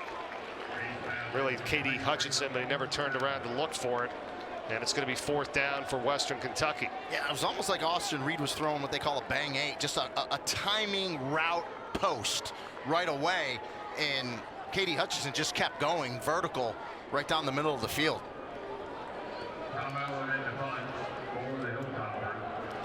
It's going to be another drive to midfield or so. They've gotten better than that before, but with no points. A good kick, but too long from Ellard, the punter, and a touchback for Liberty. They will get the ball back with a 21-10 lead on the road when we return right after this. Back at Bowling Green, Kentucky, it's 21-10. Liberty with the 11-point advantage over the Hilltoppers here late in the 3rd. And they're starting to heat up a little bit here. This rushing attack has been awesome throughout this season. First half only 87 yards, but the last drive it's 78. And just when we talked about Western Kentucky kind of holding them in check, they put a nice drive together there and go down the field and put a touchdown on the board. Remember, number 2 in the nation with 274 rushing yards per game. May or may not get to that tonight, but more like that last drive they will. Now it's Billy Lucas that carries, and he's tripped up. You know, when we've talked about this offensive line for Liberty tonight, we talked about Jamie Chadwell.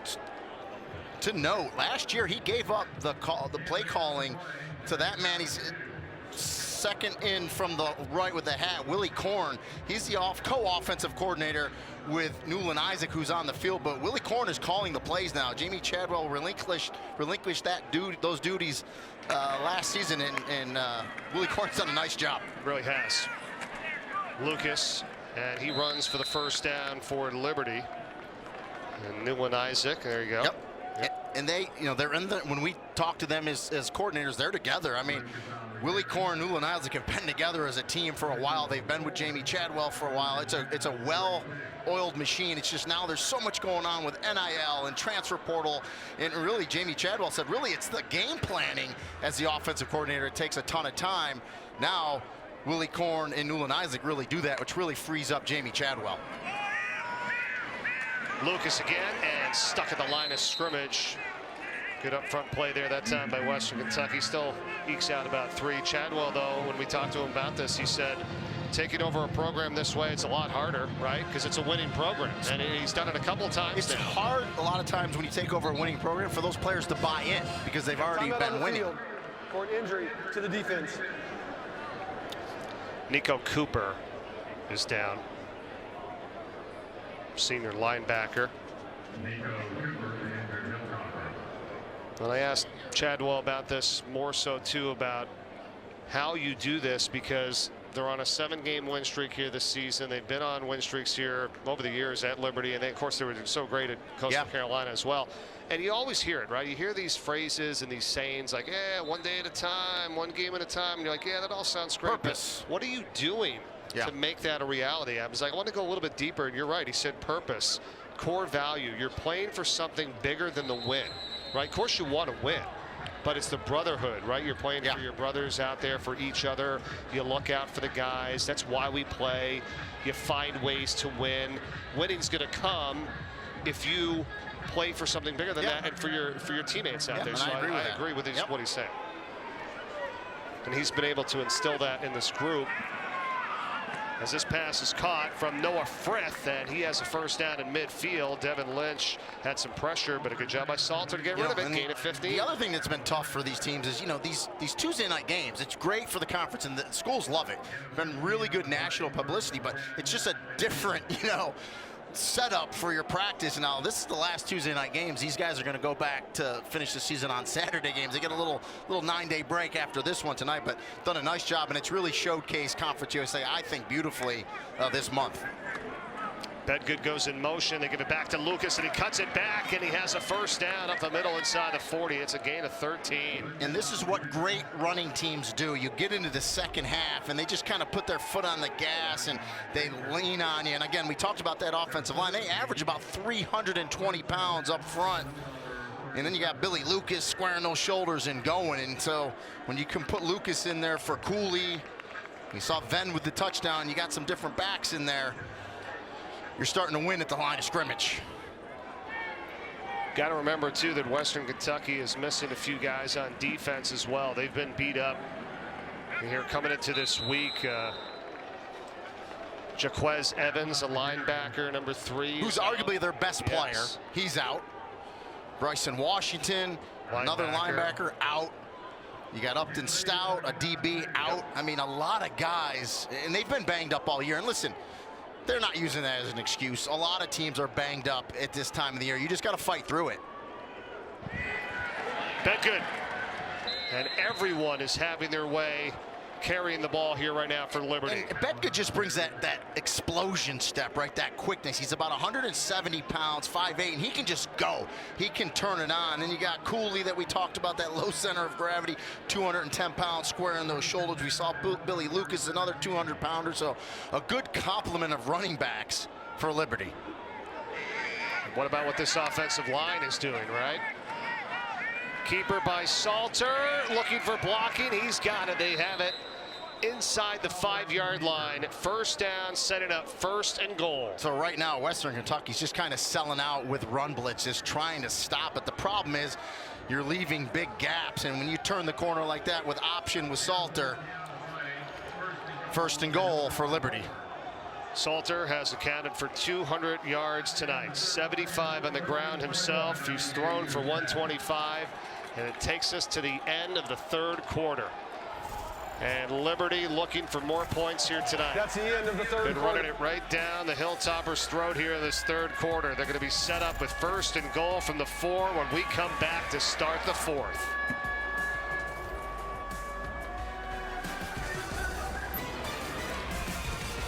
Welcome back. 4th quarter about to begin here tonight from Bowling Green, Kentucky. Here's a look at the first 3, and Liberty looking to add another 7 into that 4 column here. They begin the 4th with a 1st and goal from the 4-yard line. How are they doing this? Well, they've been running the ball like crazy because they got 6 offensive linemen in right now. As you take a look at, as they go from the 4-yard line, the running back is Cooley. Salter checking back on the sideline. Hanshaw's in at tight end on the right side of the offensive line. Cooley gets the call, pushing forward, got hit from behind first by Sebastian Benjamin for Western Kentucky. Picks up a couple. Yeah, and you thought it was going to be a TFL, but they were able to push Cooley from behind. Yeah, you looked at that 6 offensive linemen, so it's 11 personnel, 1 back, 1 tight end, but they inserted an extra lineman in there as well, take a receiver out. It just gives you more beef up front. Now they take out Mitchell, Yep. and it's back to the 5 of the offensive line. So Jack Tucker, Jonathan Graham, Jordan White, Xavier Gadlin, and Xavier Gray. On a 2nd and goal from the 2, Bedgood in motion. Cooley walking in basically for the touchdown. Quentin Cooley, 4th TD of the night for Liberty. Yeah, so they line up, it looks like 11 personnel, but really with Bedgood being running back coming in that orbit motion, it's really 22 personnel. Excellent push up front by the offensive line, and you get Cooley just square those shoulders, doesn't get touched as he walks into the end zone.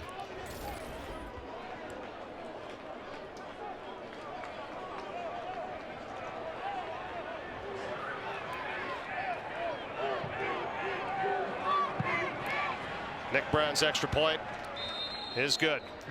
28-10, and Cooley, who, as we said earlier, growing up had a battle through a lot, growing up in the projects and moving through his career from high school to Wake Forest as a football player, now here at Liberty. He also loves to design and create clothing. He's got this machine that's attached to his computer, makes the designs, prints it out, and then screen prints it on the t-shirts, heats it all up and says it's something that, you know, takes patience. When you're making these designs, you need to have patience. You know, you're a former running back, Ernie, you know about this. Sometimes you can't always just grab it and go, right? You have patience. And he's just a smart runner. That time, pretty easy as the sea opened up for him. And talking to co-offensive coordinators, Newland Isaac and Willie Korn, about Quentin Cooley, they said, you know, he's a throwback. We can give him the ball 25, 28 times a game, but we've seen some other running backs get in there. So Cooley's got 13 carries for 54 yards and a touchdown tonight. And it's nice to be able to take that load off him a little bit, get Bedgood carries, get Victor Venn carries, get Billy Lucas some carries. And they've done that tonight. And just when you thought that running game was kind of held in check, those last 2 drives on the ground have been pretty big time for Liberty. All right, so they got their offense cranking. Numbers on that more here in a moment. What about the defense of what they've done in the 4th quarter this season? 6 total points. Ridiculous. First, obviously, in the nation. And just 61 yards. This is crazy. And you're running into a team in Western Kentucky the last 2 weeks out that have not been good in the second half. Right. So, you know, these 2 worlds thus far are colliding with 14:21 left in this 4th quarter. Liberty offense, 4 touchdown drives, all 75 yards or more. And Cooley's got 13 carries for 54 yards in the touchdown. And, you know, look, you said it earlier, too, and we have. Western Kentucky has moved the football. There's been 3 red zone trips for each team tonight. But Liberty has scored 21 points in the red zone. Yeah. Western Kentucky just 10. And now, if you're Liberty, you're up by 3 scores here. You've got to keep everything in front of you defensively. Nothing over the top. No big explosive plays for touchdowns. Give them the underneath stuff, but you got to come up and make tackles. You got to tackle well here in the 4th quarter. Hilltoppers have to have something on this drive. Smith on the catch. The pass from Reed. He's got a first down across the 40-yard line. Up to the 42, picks up 13. And right off the bat, you see Amarian Williams, 26, come up and miss a tackle. And so that's the things you can't do when you got a 3-score lead, because that receiver can be out the chute, out the back end. Here comes the pressure. He's sacked. It's Kendi Charles that brings Reed down on the sack, and he's got 2.5 now in the season. Yeah, and so they weren't getting to Austin Reed in that time. Kendi Charles with the push, then comes up underneath and gets to Austin Reed. And that's the first sack of the night for Liberty defensively, and it comes at a big time. 2nd and long now for Western Kentucky. Reed taking a shot, and it's incomplete at midfield. Looking that time for Blue Smith. Back to Kendi Charles for a second, number 9 for Liberty. Boy, you had Xavier Gadlin on the offensive line, who likes to be in the theater, right? When he's not playing football, Charles likes to sew. Okay, in his off time, he sews. He's originally from Haiti. Him and his mom, they survived the 2010 earthquake. They came over here to the U.S. trying to get a better life, and certainly they've made that happen. Senior out of Orange Park, Florida. Yeah. What a great career and bright future he has. Very talented in his own right. 3rd and long, Reed, and they get it over the middle this time. The catch is made, and it's Davion Irvin Poindexter, and he's going to have the first down at the Liberty 47-yard line. Got just enough. Yeah, exceptional play by Western Kentucky. You needed to keep this drive alive as Austin Reed hits the running back, Irvin Poindexter, right down the middle of the field, right on the sticks, and a big conversion for the Hilltoppers. That's a pickup of 18 yards. That's big time, you're right, to keep this going. Low snap, Reed's got it. Taking a shot, wondering when this is going to happen, and it's just overthrown, incomplete. Diving after it that time, too, Jimmy Holiday. Kobe Singleton on coverage. Yeah, you want to drive a defensive coordinator crazy, give up a 3rd and 18 for a first down, and then give up a shot like that on the next play. It goes incomplete, but those are some shots that Western Kentucky needs to take, because they want to get a score, get back in this ball game here. Still a lot of time left in the 4th. But gotta finish some drives off, which they just haven't done tonight. And it's hard against this Liberty defense that, you know, as you said earlier, they've got one tonight. They've got 16 interceptions on the season, which leads the nation. A little reverse here, nice little fake. Malachi Corley's got it. And taken down by C.J. Bissell. A nice job by Bazell there to get off the block, trying to set the edge, reads that end around that it's coming his way, makes that tackle for a minimal pickup. 4 yards, 3rd down and 6. They are 7 for 12 on 3rd down here tonight. Remember, they started 5 for 5 on 3rd down in this game, so they're 2 for their last 7. And 7 for 12 overall is not bad. They need one right here.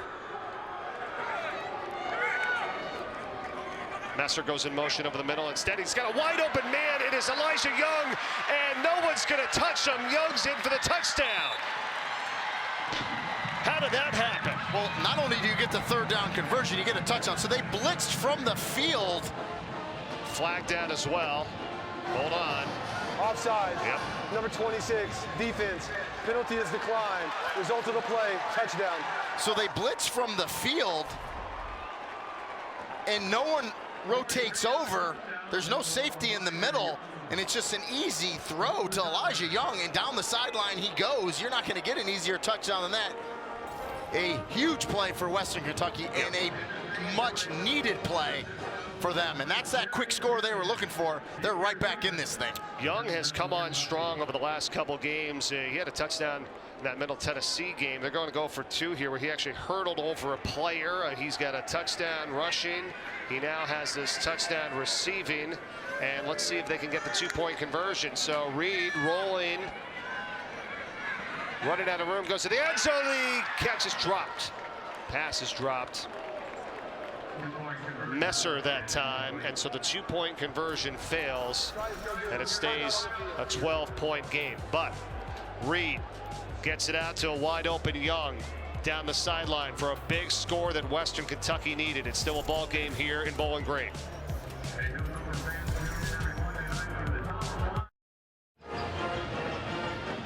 ABC college football triple header for you Saturday. Florida State 7-0 taking on Wake Forest at noon, then BYU at 6-1 Texas, and then Colorado takes on 5-2 UCLA, all Saturday on ABC. There's Big Red. Celebrating a little from the last touchdown that Western Kentucky had. They needed that. Were you saying blown coverage on that last play? Yeah, absolutely. But you know, excellent recognition by Austin Reed to see where that blitz was coming from and hit his running back out of the backfield for the score. How about our nightcap on Saturday night with Coach Prime and company in Colorado at the Rose Bowl in Pasadena, squaring off against this balanced rushing attack, stingy defense, and then these quarterbacks for UCLA. Who do you like? Yeah, I mean, both of them are doing really well for Chip Kelly. I go back a long way with Chip Kelly, back to his New Hampshire days, many, many years ago, and he's an offensive mind, and a couple good quarterbacks for him that are both playing well. So remember, everything can't really go wrong. Everything relates back to the old Yankee Conference, my friend. Some way, somehow, the Yankee Conference gets put into the discussion. Yep. So Liberty here, back on offense, and a flag comes flying in as Billy Lucas takes the carry. Couple flags. Lucas on the carry with the flag on the play.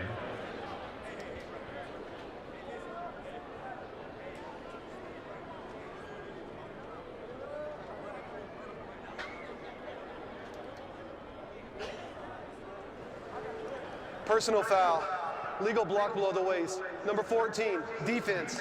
15-yard penalty added to the end of the run. Automatic first down.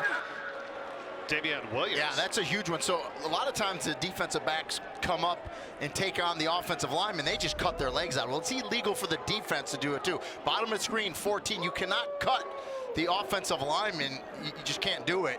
So yeah, you don't often see it, but that's a penalty, and it's a big one, 15 yards on Western Kentucky. Did it against Gadlin that time too for Liberty. Yep. Ball gets moved up to the 41-yard line. The pitch out to Bedgood.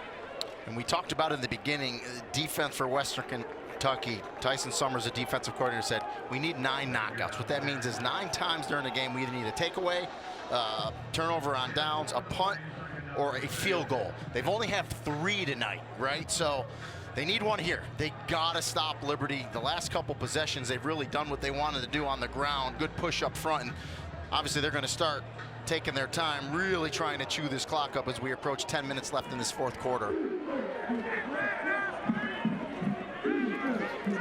Second down and 6, and they got the 6 offensive linemen back into the ball game here. Liberty does, and back to Lucas. I mean, it's impressive. Lucas on the carry. This is the 9th Liberty possession of the night. Yeah. So I understand on your defensive side, your Western Kentucky, but sometimes you don't even get. You're not going to get those opportunities. I mean, the game so. dictates that. Sure. To that point, with 9 possessions, you only have 3 of what your goal is. You'd like to have more, and they're getting good push on the center line there, and the midline. And if not, Salter will pull it and run option.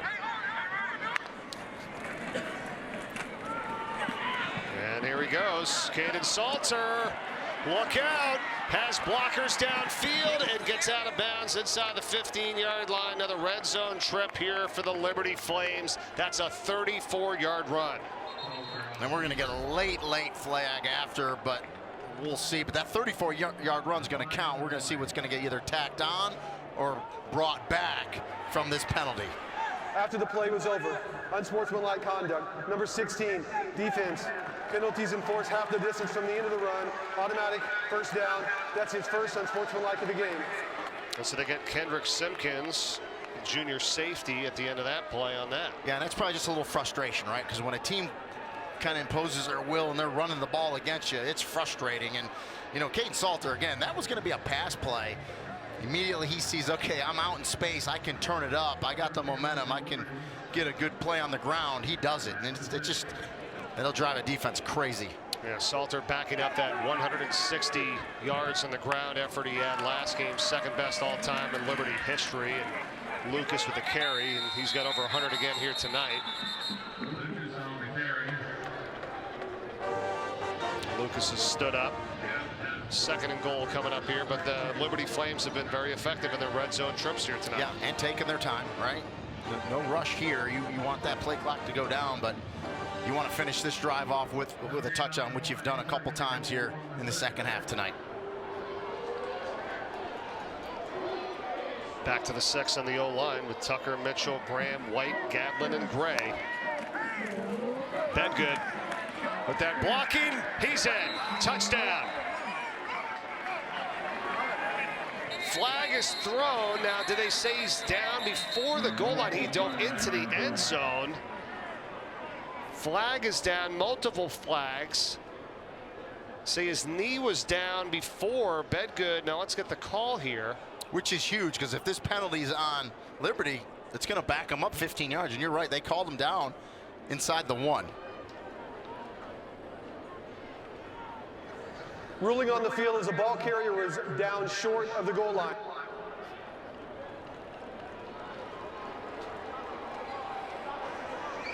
After the play was over, unsportsmanlike conduct. Number 7, offense. Yeah, that 15-yard penalty will be enforced. The ruling of the ball carrier down short of the goal line is under further review.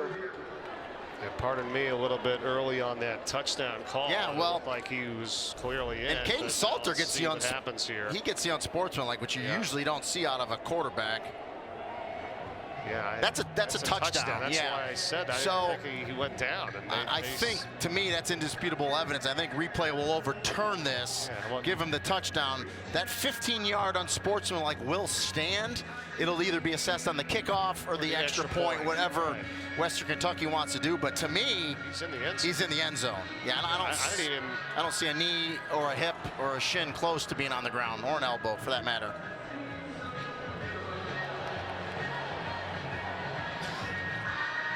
He uses his hand, keeps his momentum going, and spins clearly over the goal line for the touchdown. Yeah.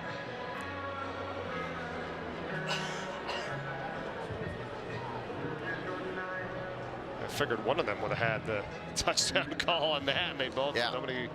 Yeah. To me, when the shin hits down, the calf hits down, the ball's across the goal line. To me, it's a touchdown. After review, it was determined that the ball carrier was not down prior to the goal line. Therefore, it's a touchdown. The unsportsmanlike penalty on number 7 offense will be enforced on the kickoff. We'll do the try. So they got it right. You know, we've looked at a bunch tonight, and replay's done a nice job. And, you know, how about Aaron Bedgood? I mean, he's a 165, 175-pound back. Do you see him lower his shoulder and really finish that runoff and kind of smell the goal line there and say, I'm getting this thing in for a touchdown. That's how you finish it off. Yeah, I mean, he's listed as a wide receiver, but Yeah. I mean, you go back to like when we call all those high school football games, really, where they say athlete. Yeah, right? yeah, You know, absolutely. It's like, I mean, come on, he's a rusher, he's a receiver. He's probably on some teams too as well, and special teams. So you're right, Aaron Bedgood, a huge talent for this Liberty squad. 3 straight touchdown drives. Liberty tonight with 4 red zone trips and 4 touchdowns. Nick Brown with the extra point, 35-16.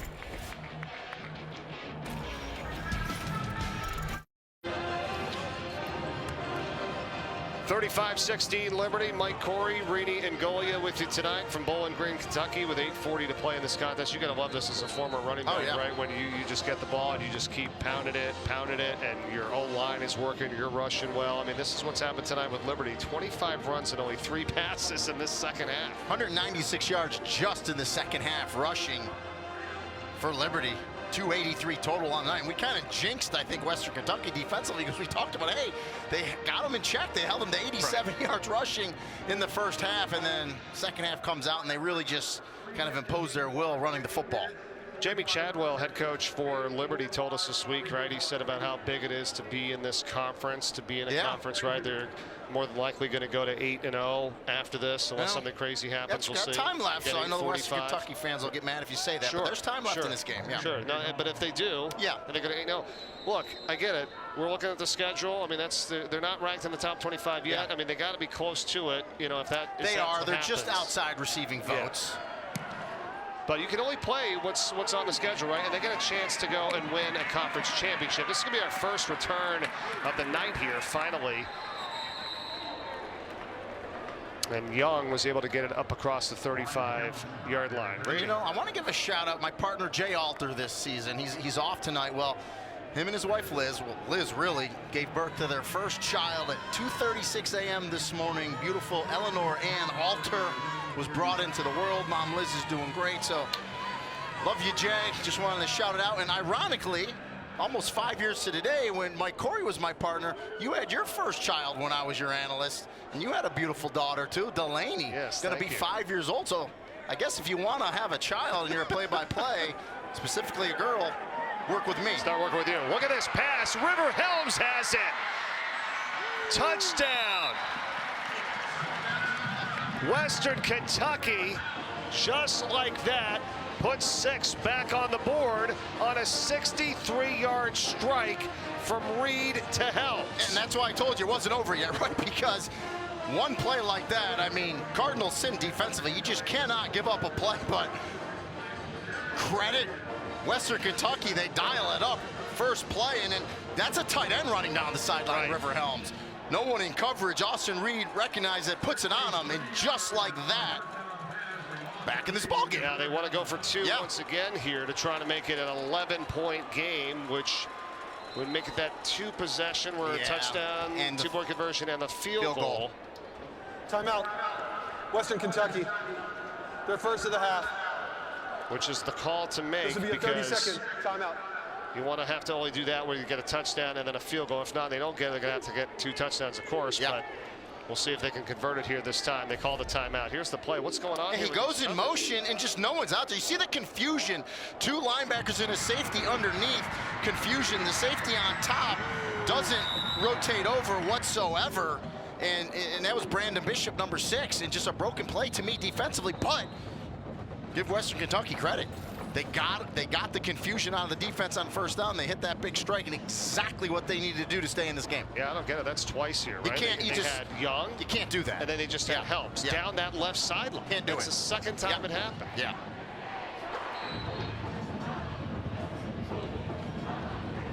All right, 2-point conversion try. Reed. Looking, backpedaling, lost it up to the corner of the end zone, looking for Helms. No, but a flag is thrown. There is a flag on the play. Coverage was there from Jerome Jolly Jr.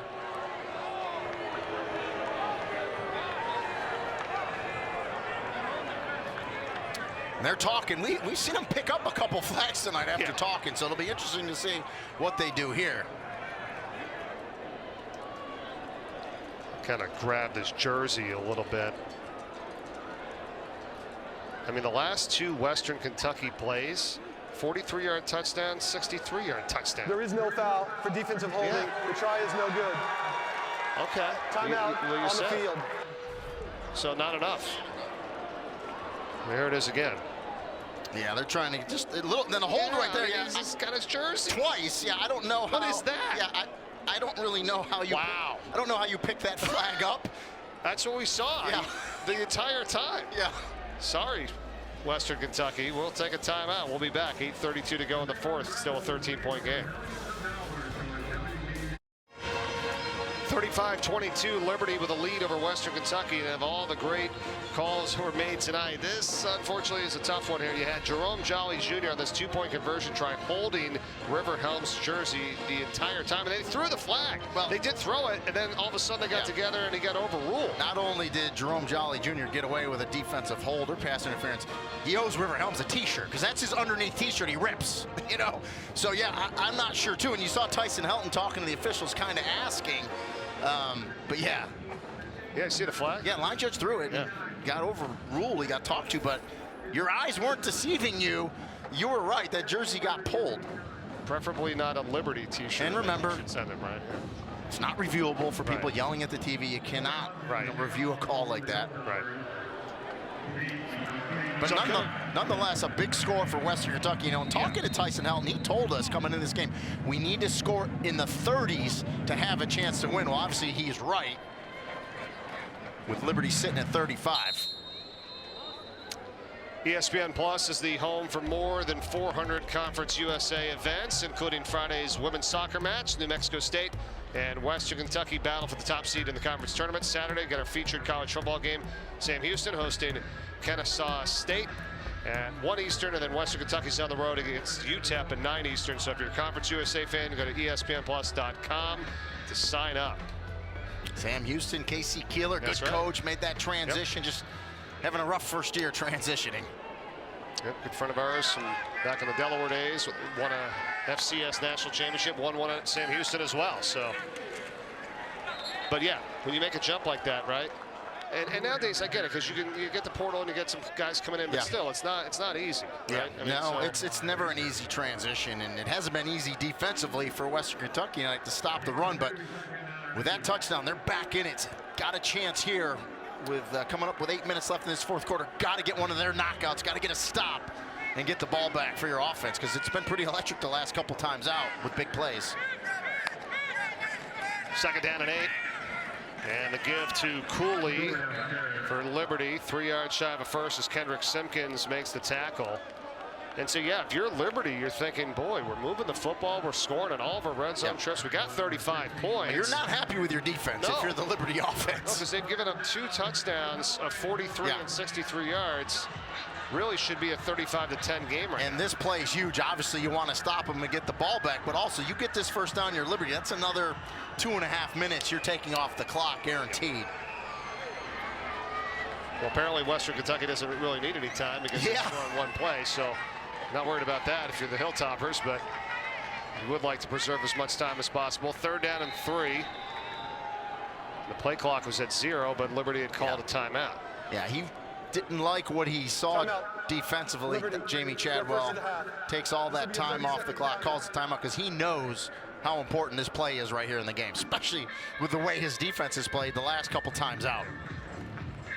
And this move to Conference USA for them, and, you know, again, I love what he talked about in terms of, like, you know, you don't ever really go into a season, or any coach for that matter, like being excited about being 6-6, you know. So, oh, we got to a bowl game. All right, great. But now you get a chance to go and win a conference championship. That's going to follow, right? I mean, what's the goal? Now you're in a conference. I mean, it just gives you more to play for, and the importance of being in a conference. And there's a couple schools out there that are independent, and it's just, it's tough. And it's helped this program out immensely moving into Conference USA this season. How about this? The conference championship games, according to ESPN Analytics, and our indicator, 71% that we might be seeing this same matchup again. Yeah, and that's the way it's looking right now as we get to the back end of the season, and yeah, be a great rematch. Pass is caught by C.J. Daniels. Makes a man miss. Goes down the sideline. Has a first down in midfield. Just ran over a defender. Picks up 17 yards. Where he had a touchdown catch earlier tonight. Big time play there. And that's what this offense can do, right? You're controlling the ground, and then all of a sudden, boom, quick pass to C.J. Daniels. Makes a defender miss. I mean, lowering his shoulder. I mean, that's C.J. Daniels, a wide receiver on Desmond Baker, a middle linebacker, and C.J. Daniels got the best of that. Yep, powered right over him that time. There it is, 3 catches, 67 yards, including the touchdown. And a lot of great blocking on the outside by him tonight as well. Well, and this is what you said about Liberty now, to be able to use some time here, right? Got to keep it on the ground. Salter, that's 7. I mean, that zone read by Salter, right? So he pulls it from the belly of the back, was going to go option. It was not there. Immediately turns and follows the running back up the hill, up that midline gap. I mean, exceptional read by the quarterback there, and picks up 8 yards on first down. Remember, one of Salter's earlier plays with that was a 20-yard touchdown run right up the middle. So you're right. It's very impressive. Clock is ticking. Coming up on 6 minutes to play in the game. 2nd down and 2. Bedgood in motion. Handoff again, Cooley. Running behind that powerful offensive line. He's done a great job tonight. Devin Lynch on the tackle for Western Kentucky, but it's an 11-yard gain. And that's really outside zone, and you see the patience by Cooley there. You know, he's pressing. Do I cut it up? Do I bounce it? Do I cut it up? He ends up just bouncing it.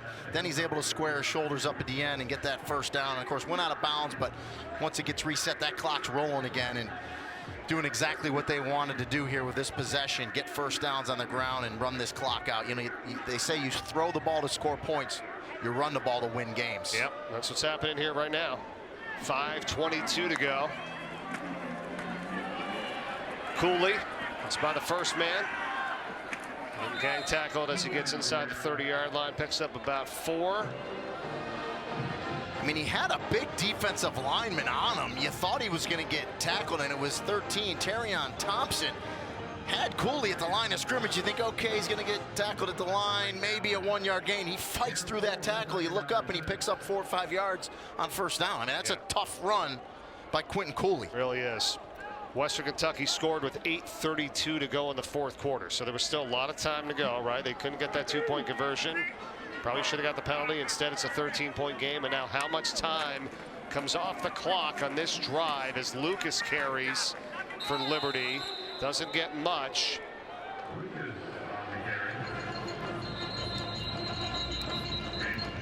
Yeah, and I was going to say, Tyson Helton's got to start using his timeouts, and he's going to take one right now. If Liberty hangs on, they'll be 4-0 all-time against Western Kentucky. And we will see. 4:28 remaining here tonight. 13-point lead for the Flames. Liberty trying to close it out here tonight. 35-22. They lead it with 4:28 remaining from Bowling Green, Kentucky on this Tuesday night in Conference USA. We got 3rd down and 5 coming up here for the Flames. And only 1 timeout left for Western Kentucky. So if they get the stop here, they'll use it. Fully expect Jamie Chadwell, though, if he doesn't get it here on 3rd down, to go for it on 4th down. He's not going to try a long field goal. Want to try to pick this first down up and really seal this game. They spread him out here, giving Salter that opportunity for a run if need be. Bedgood in motion. Salter's going to throw, and it's low and incomplete. So he wanted Daniels. That stops the clock. Yeah, I mean, you're saving Western Kentucky. They don't even have to use their last time out. And Salter's saying that's on me because you had C.J. Daniels on that slant pass.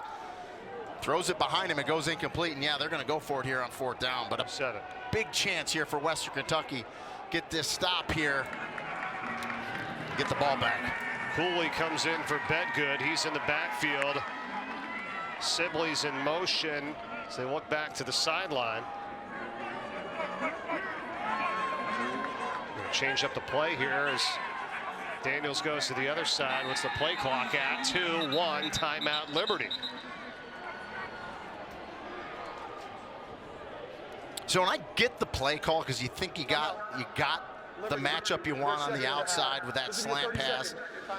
Jamie Chadwell is not happy, but when you drop it, this is the predicament you're in. Clock stops. Your opponent doesn't have to burn their last time out, and now you're sitting at 4th and 5, where maybe if you run the ball with the success. Oh, by the way, they have 50 carries tonight for 314 yards and 3 touchdowns. So I'm almost thinking, you're not the second-guess Jamey Chadwell, but Right. if you run it there, you know what I mean? Oh, yeah. Yeah, you almost kind of overthought yourself Yeah, on that well, sequence. even if you right? don't get it, you're going to make Western Kentucky burn their last time out. So, I mean, they're averaging over 6 yards a carry tonight.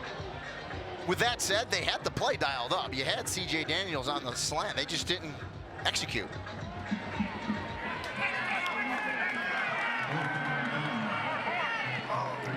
And if you're going to go for it here on 4th down, Liberty probably thinking about running it. They've got 16 rushing first downs tonight. Can they get one through the air? Yes, and they're going to get a touchdown. Caught for the score by Trayon Sibley. Touchdown, Liberty. How about that? Wow. And he kind of throws it back shoulder behind Sibley in the middle of the field. First catch of the night. Sibley comes back, makes the catch on 4th down, and scores a touchdown. Wow. So yeah, 16 rushing first downs tonight, but that one first down touchdown to Sibley. Pretty impressive. Extra point kick. Nick Brown, count it, 42-22.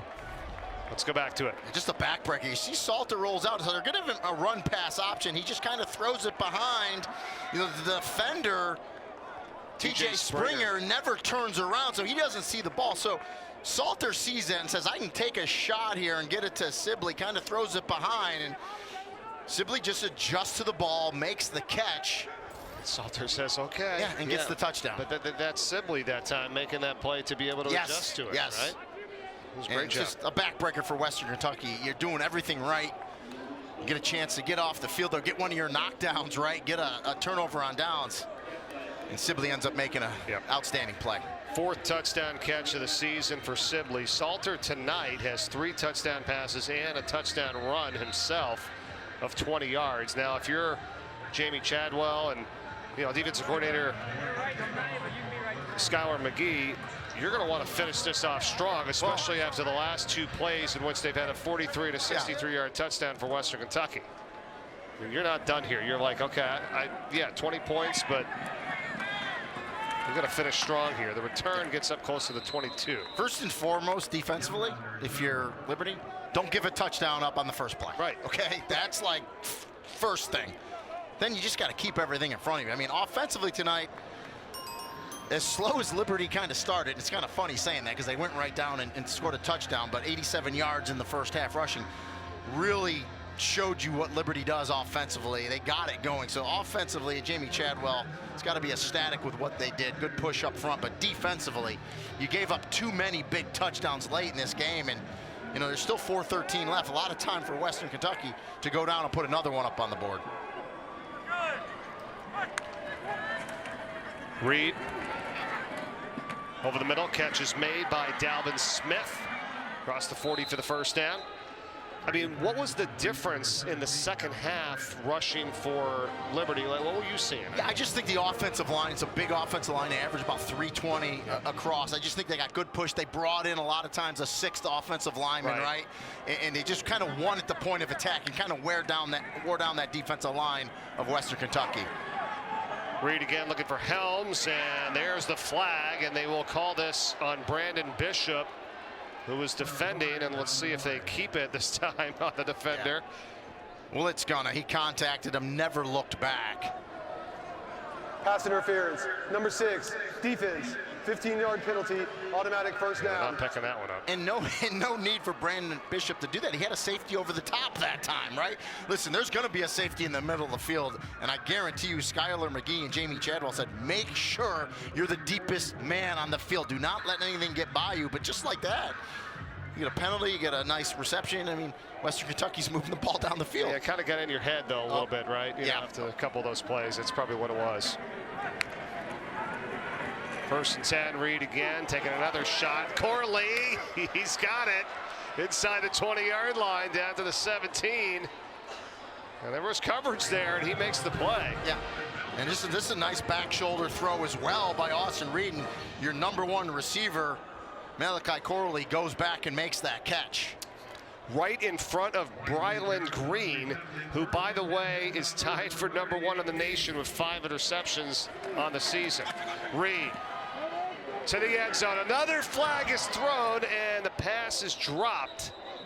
It was Corley again, the intended target. He almost had it. He did. He almost made a beautiful catch in the end zone over his shoulder. And right now, the secondary of Liberty is just kind of shaking their heads. Now, it's going to be holding. It's going to back them up. But if you're Liberty defensively, right now, you're kind of reeling, right? Because Western Kentucky's just going down the field on you. Offense, 10-yard penalty. Remains first down. Well, it's always been good, right, to learn and grow in the film and teaching moments after a win. After a win, yeah. Right. Much better to yell at a player for not doing stuff, or players after a win, than doing it in a loss. Yeah, and they've been really good this year. Let's not, hey, the defense has been outstanding for this Liberty group. So, yeah, they'll have some things to look at, though, for sure. But that's why it's been so effective. Their offense, they had so many compliments, right, on both sides of the ball. One group can always pick up the other. Reed again, guns it.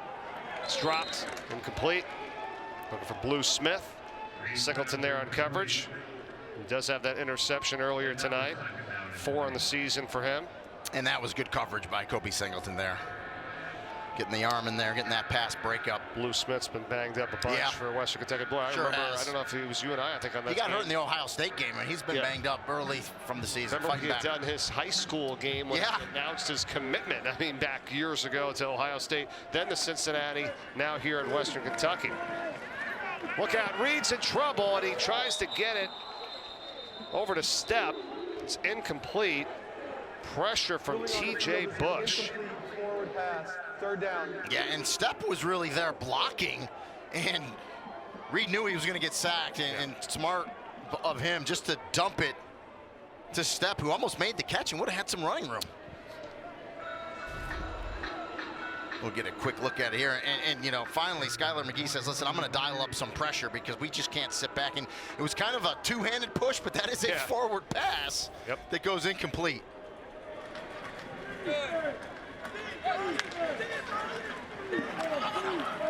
Reed. He's got Smith. And you're okay with that if you're Liberty. Underneath, short, come up, he's down, clock still running. Yeah, and I guess if it's not kind of the end game situation like this, you talk about dialing up some pressure. I mean, that is something you might want to do, you know, right, and changing it up and not letting Reed have all that time back there. But again, I guess end of the game, get your guys back, don't give up a big play. Yeah, and you're wondering why are they taking their time now? Because it's 4th down, so you got to make sure you got the right play dialed up first and foremost here for Western Kentucky. Coming up on 2 minutes left in the contest. Reed on the 4th down goes. Corley, he's got it. Touchdown, Western Kentucky. What a catch.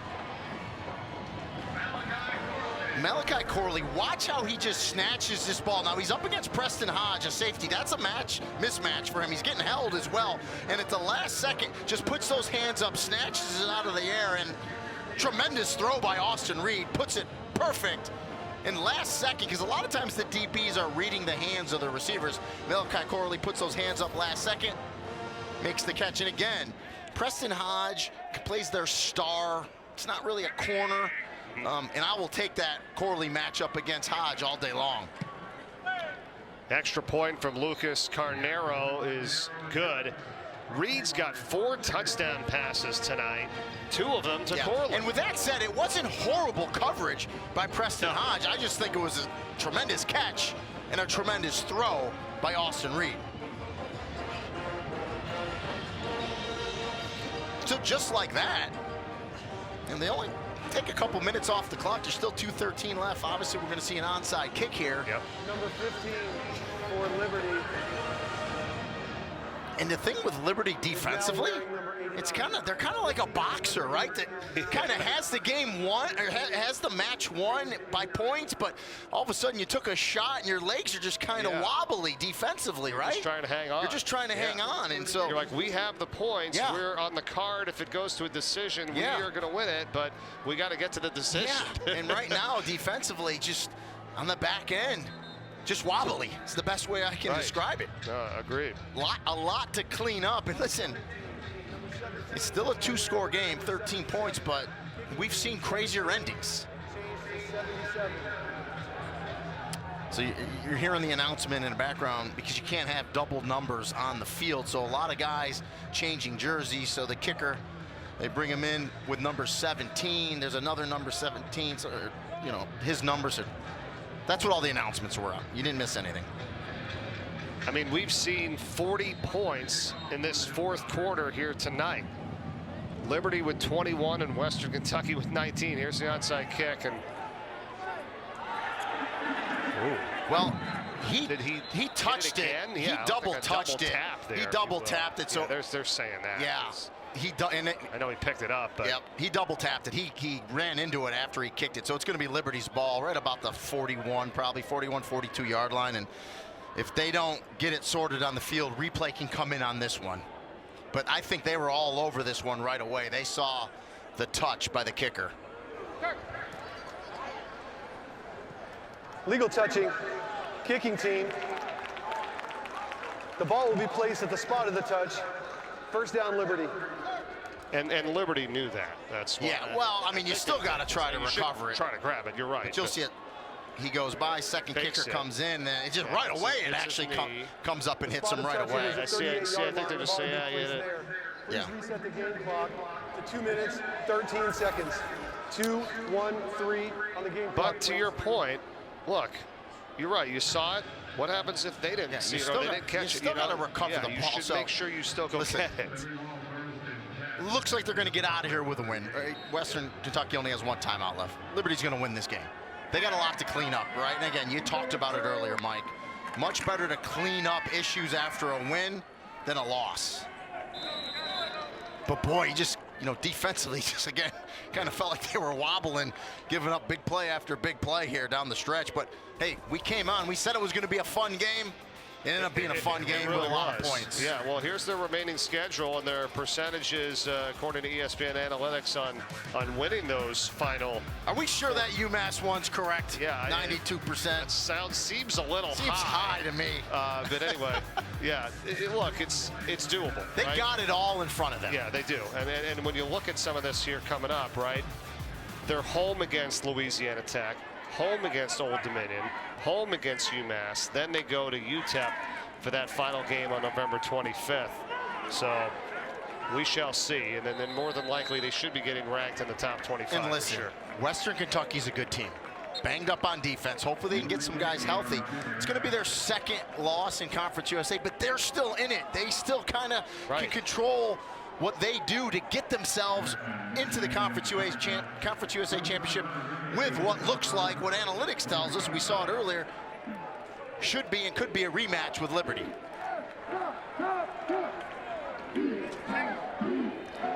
Flames are going to match the 2020 squad for the best ever start to a season at 8-0. Going to be 4-0 all time against Western Kentucky, including 3-0 here in Bowling Green.